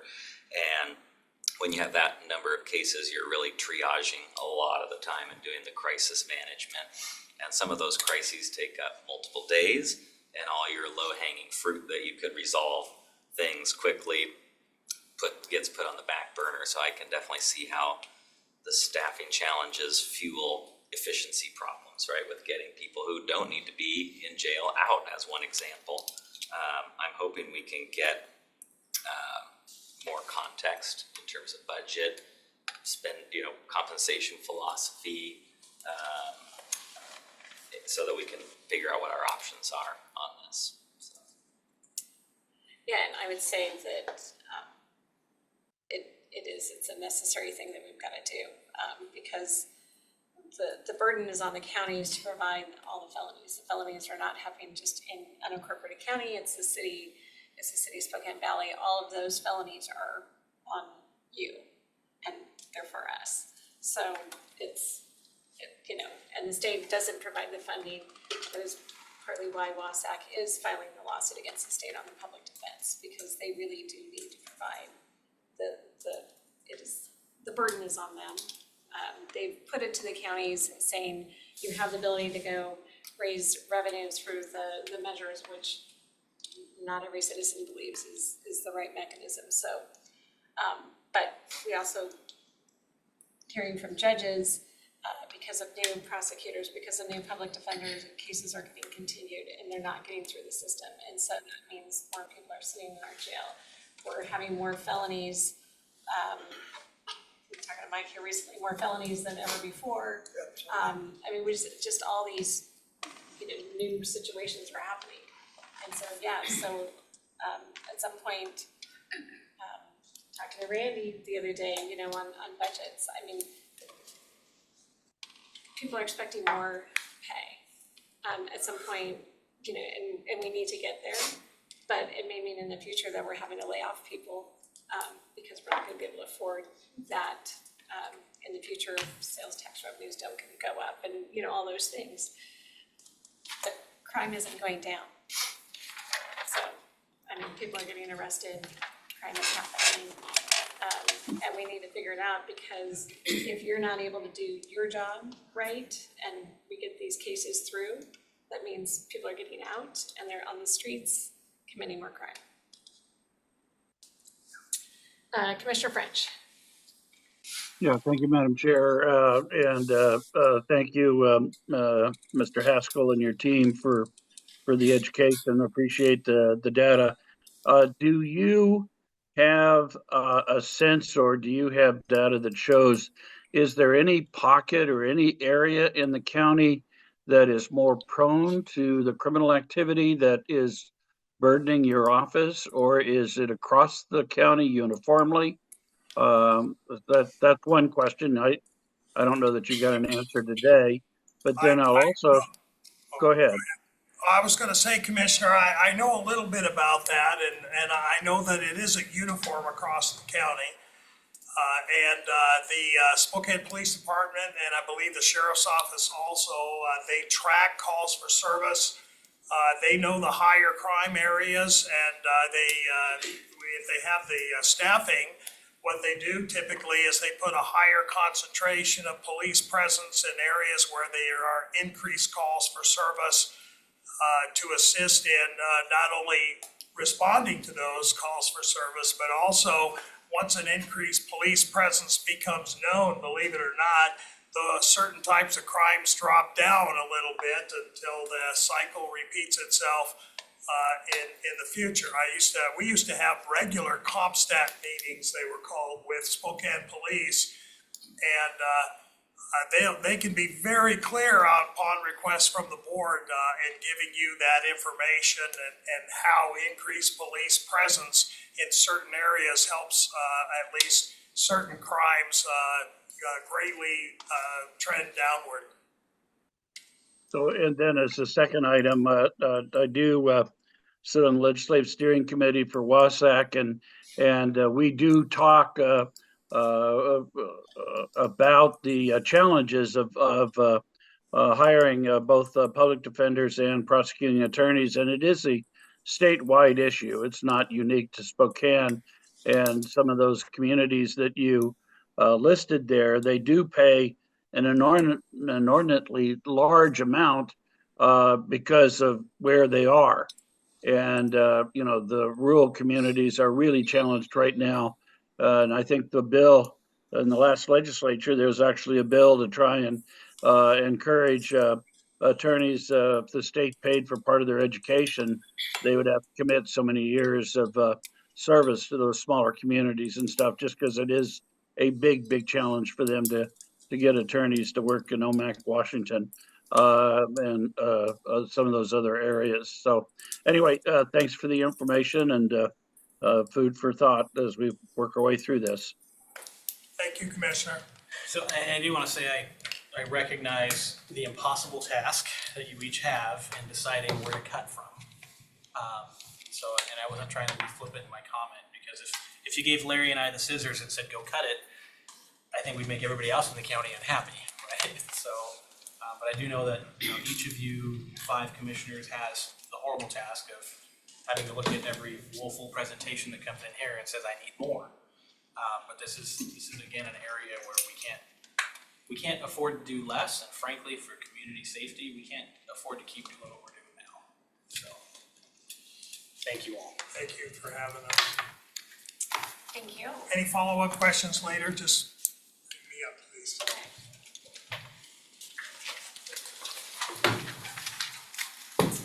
Okay, so that takes us to the end of our agenda, other than sort of miscellaneous items. We're 20 minutes past noon, so. No for me. Any executive session? Tomorrow? Okay. So I will be traveling in the morning, so first occurs if you'd be able to run the meeting, I will not be in attendance in the morning. Okay. But I'll be in attendance at 2 o'clock. Sounds good. So. Anything else to the good of the order? Okay. You'll see everyone tomorrow morning. Thank you all very much.